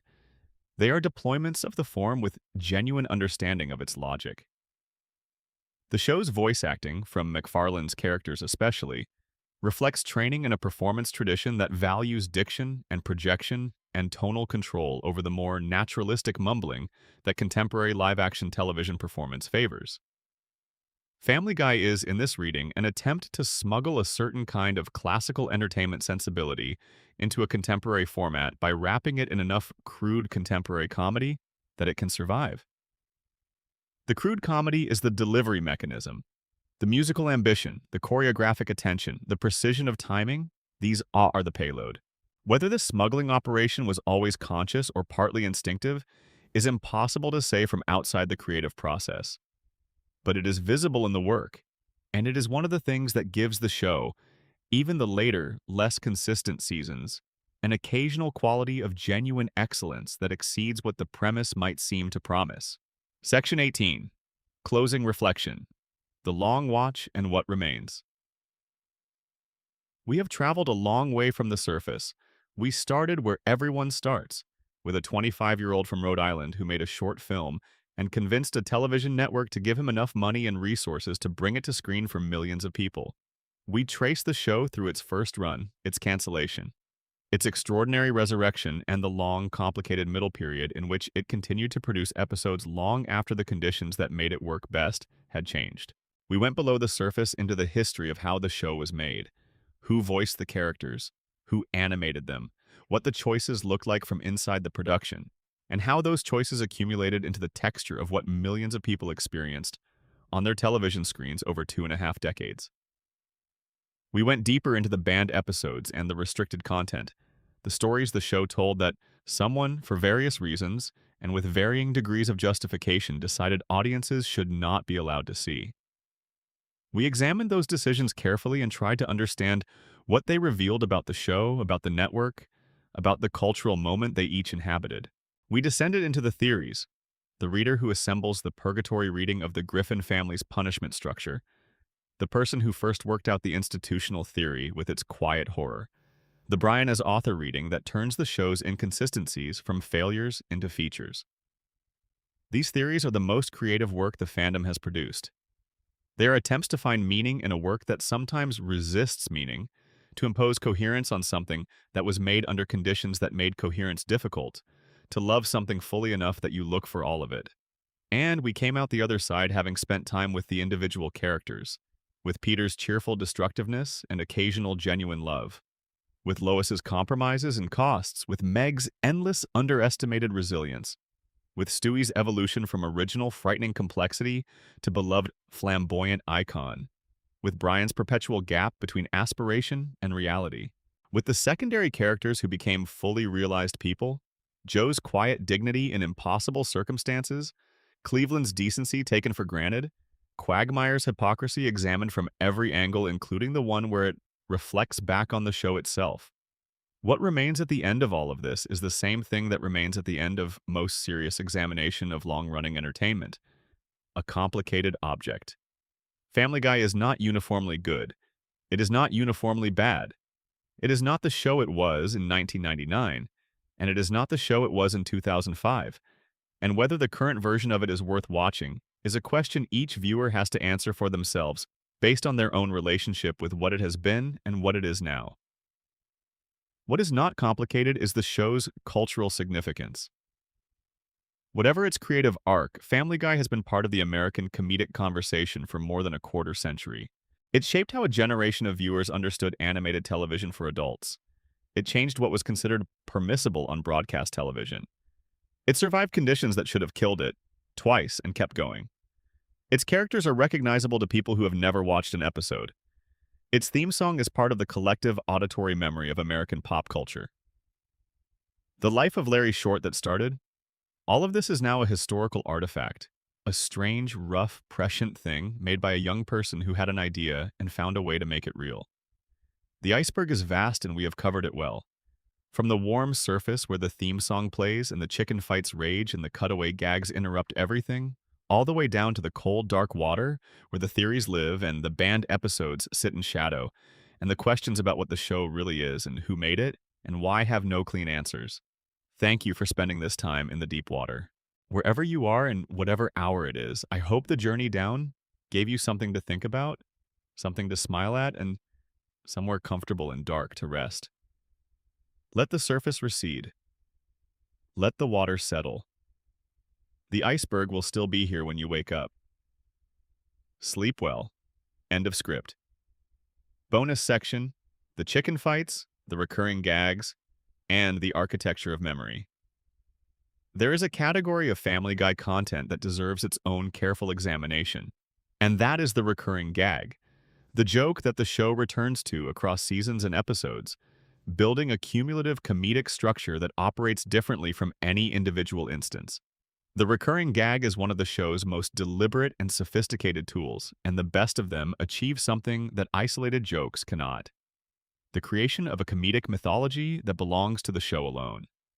The Ernie the Giant chicken fight sequences are the canonical example, and they deserve the canonical treatment. The premise is simple enough. Peter somehow has an ongoing feud with a giant anthropomorphic chicken named Ernie, and their periodic encounters escalate from fistfights into elaborate multi-stage combat sequences that destroy enormous amounts of property and result in both combatants apparently dying before one or both revives for the next installment. The first chicken fight appears in the second season episode to Boom, and it is relatively brief, perhaps 30 seconds, with a small comedic punch at the end. But the seed is planted. Peter and Ernie have a history. The fight is absurdly disproportionate to whatever initiated it, and the sequence has a choreographic quality that suggests real thought about how the violence escalates.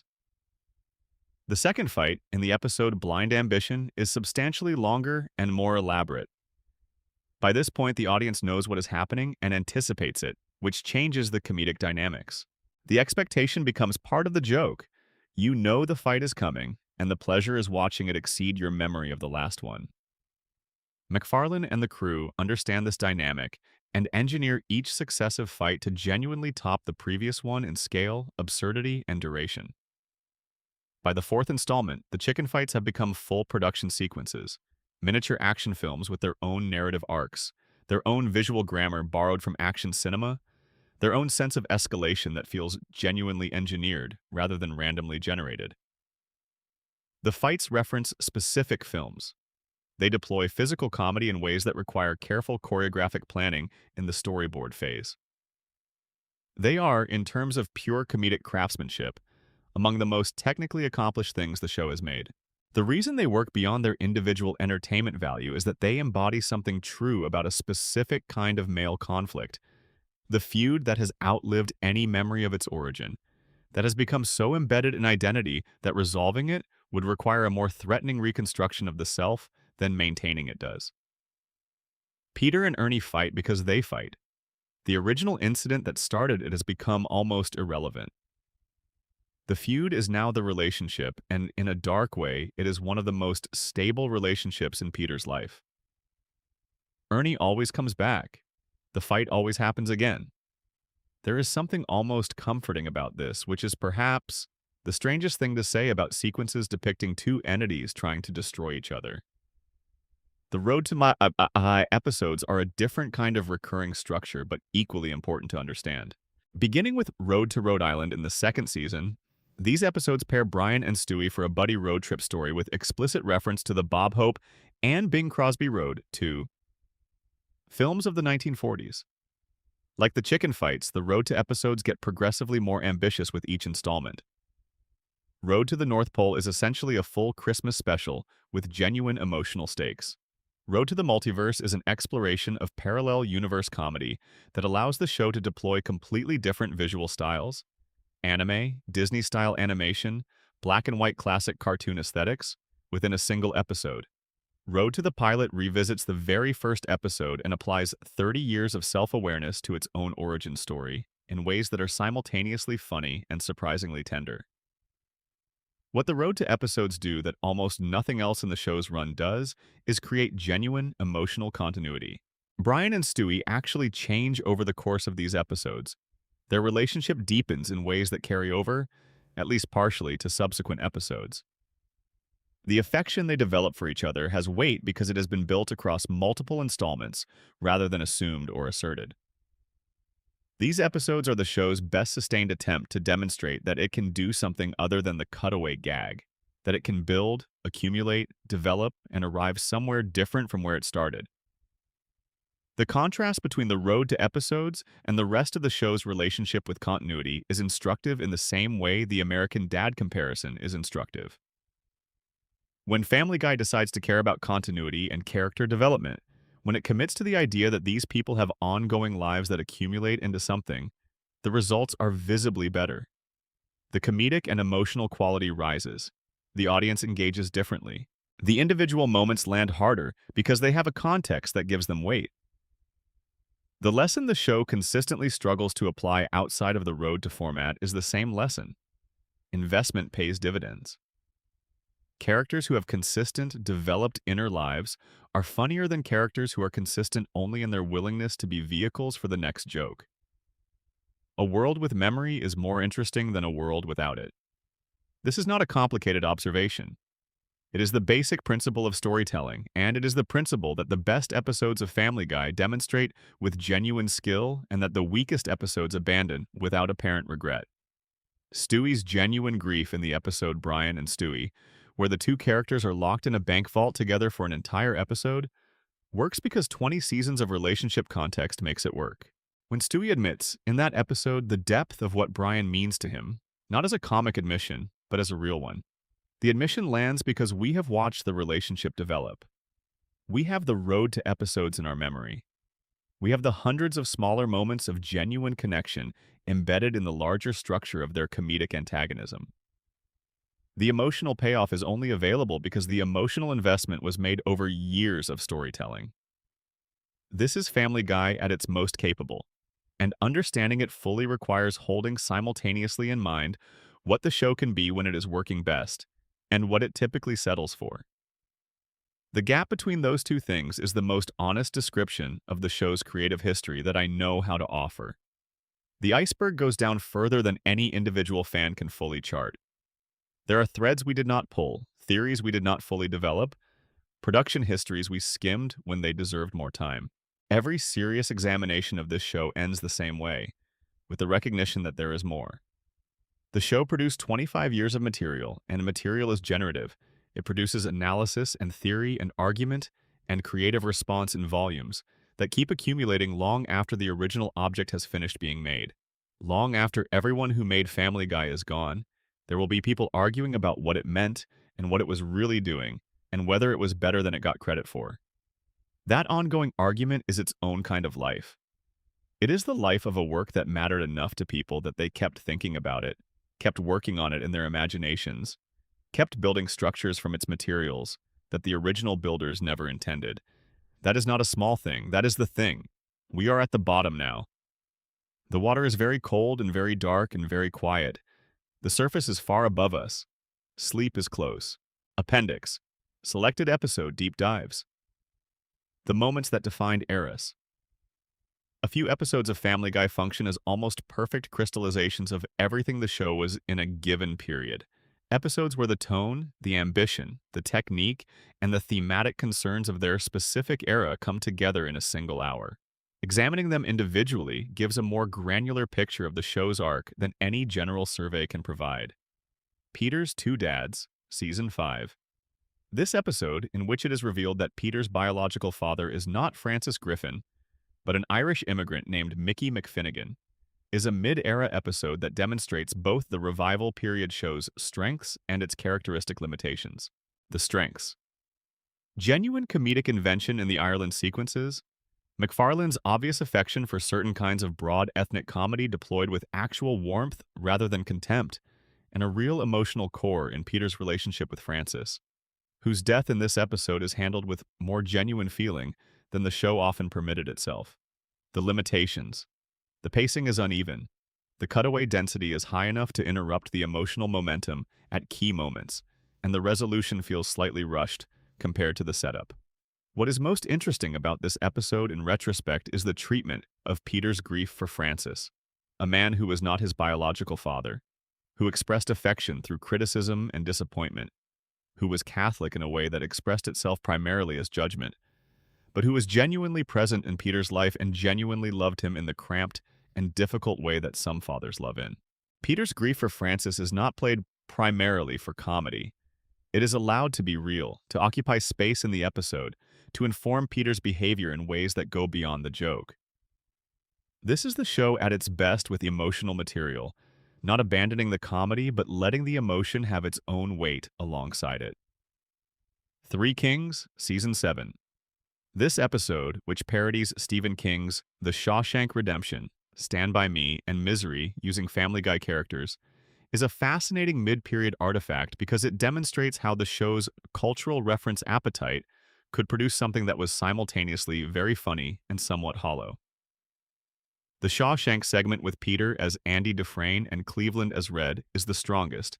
The affection for the source material is palpable, and the jokes emerge from specific knowledge of how Shawshank works rather than from mere recognition of it. The Stand By Me parody, with Stewie in the Gordy LaChance role and Brian as Chris Chambers, has moments of genuine warmth that echo the emotional texture of the original. The Misery segment is the weakest because it relies most heavily on recognition at the expense of construction. What Three Kings demonstrates about the show is its relationship with the cultural material it references. At its best, it is not just pointing at things and waiting for recognition laughter. It is using reference material as a genuine comedic substrate, building something out of it rather than simply deploying it. The distinction matters because it is the difference between a show that loves the things it references and a show that merely uses them. Brian's Got a Brand New Bag, Season 8. This episode, in which Brian begins a relationship with a much older woman played by Carrie Fisher, is a sharp character study that uses its premise to expose specific things about Brian's narcissism and insecurity. The comedy is not primarily about the age difference. It uses the age difference as a mechanism to examine what Brian actually wants from romantic relationships and why he consistently fails to find it. He wants to be admired. He wants to be the most interesting person in the room. He wants a relationship in which his intellectual pretensions are confirmed rather than challenged. The older woman is, initially, everything he thinks he wants: sophisticated, experienced, appreciative of the things he values in himself. When the reality of the relationship becomes more complex than this flattering projection, Brian cannot manage it. The episode does not fully commit to its own critique. It backs away from the hardest implications in the final act, as the show often does. But the first two acts are a precise and somewhat merciless examination of a specific kind of romantic self-deception that feels genuinely observed rather than invented. Someone in the writing room understood this particular failure mode with real specificity. Thanksgiving, Season 10.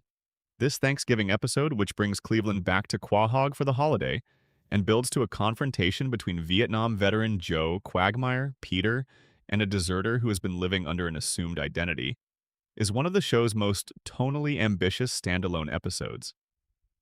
It takes seriously the question of what military service means, what obligation looks like, and how men who have served in combat relate to each other and to the men who did not. And it does so without the easy answers that a lesser episode would reach for. The confrontation scene in the third act is remarkable for the show. It allows multiple characters to hold genuinely different moral positions simultaneously. It does not clearly endorse any single one of them, and it ends not with resolution, but with the recognition that some conflicts do not resolve cleanly. Joe's anger is legitimate. The deserter's reasons are not dismissed. The moral space of the episode is genuinely uncomfortable in the way that honest examination of complicated questions makes things uncomfortable, and the show does not flinch from that discomfort by cutting away to something lighter at the moment when the weight is highest.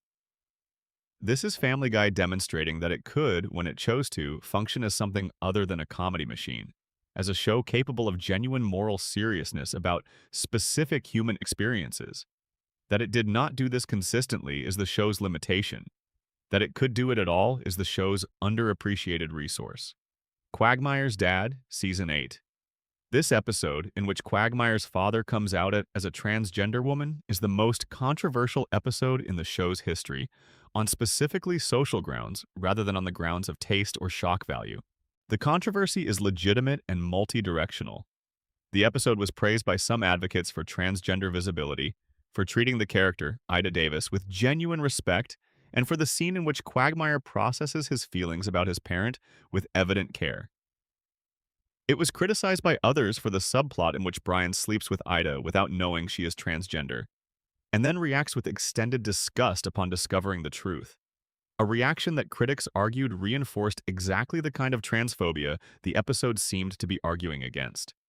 MacFarlane has addressed this criticism directly in interviews, acknowledging that the Brian subplot was a mistake, that the intended joke about Brian's hypocrisy was overwhelmed by the performance of the disgust reaction, which played as genuine rather than ironic.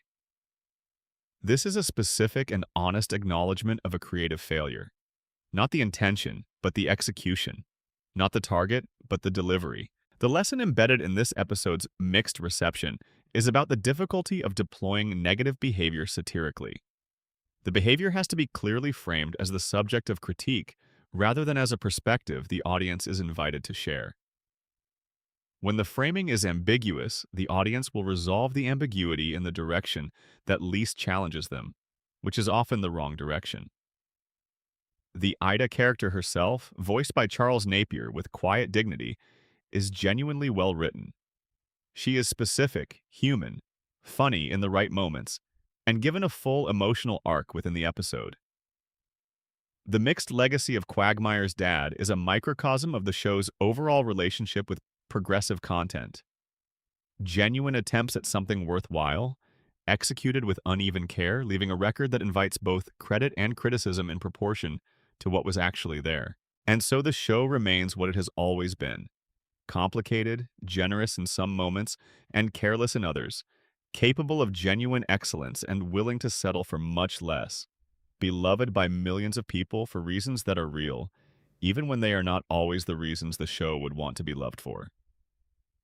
That is enough. That is actually quite a lot.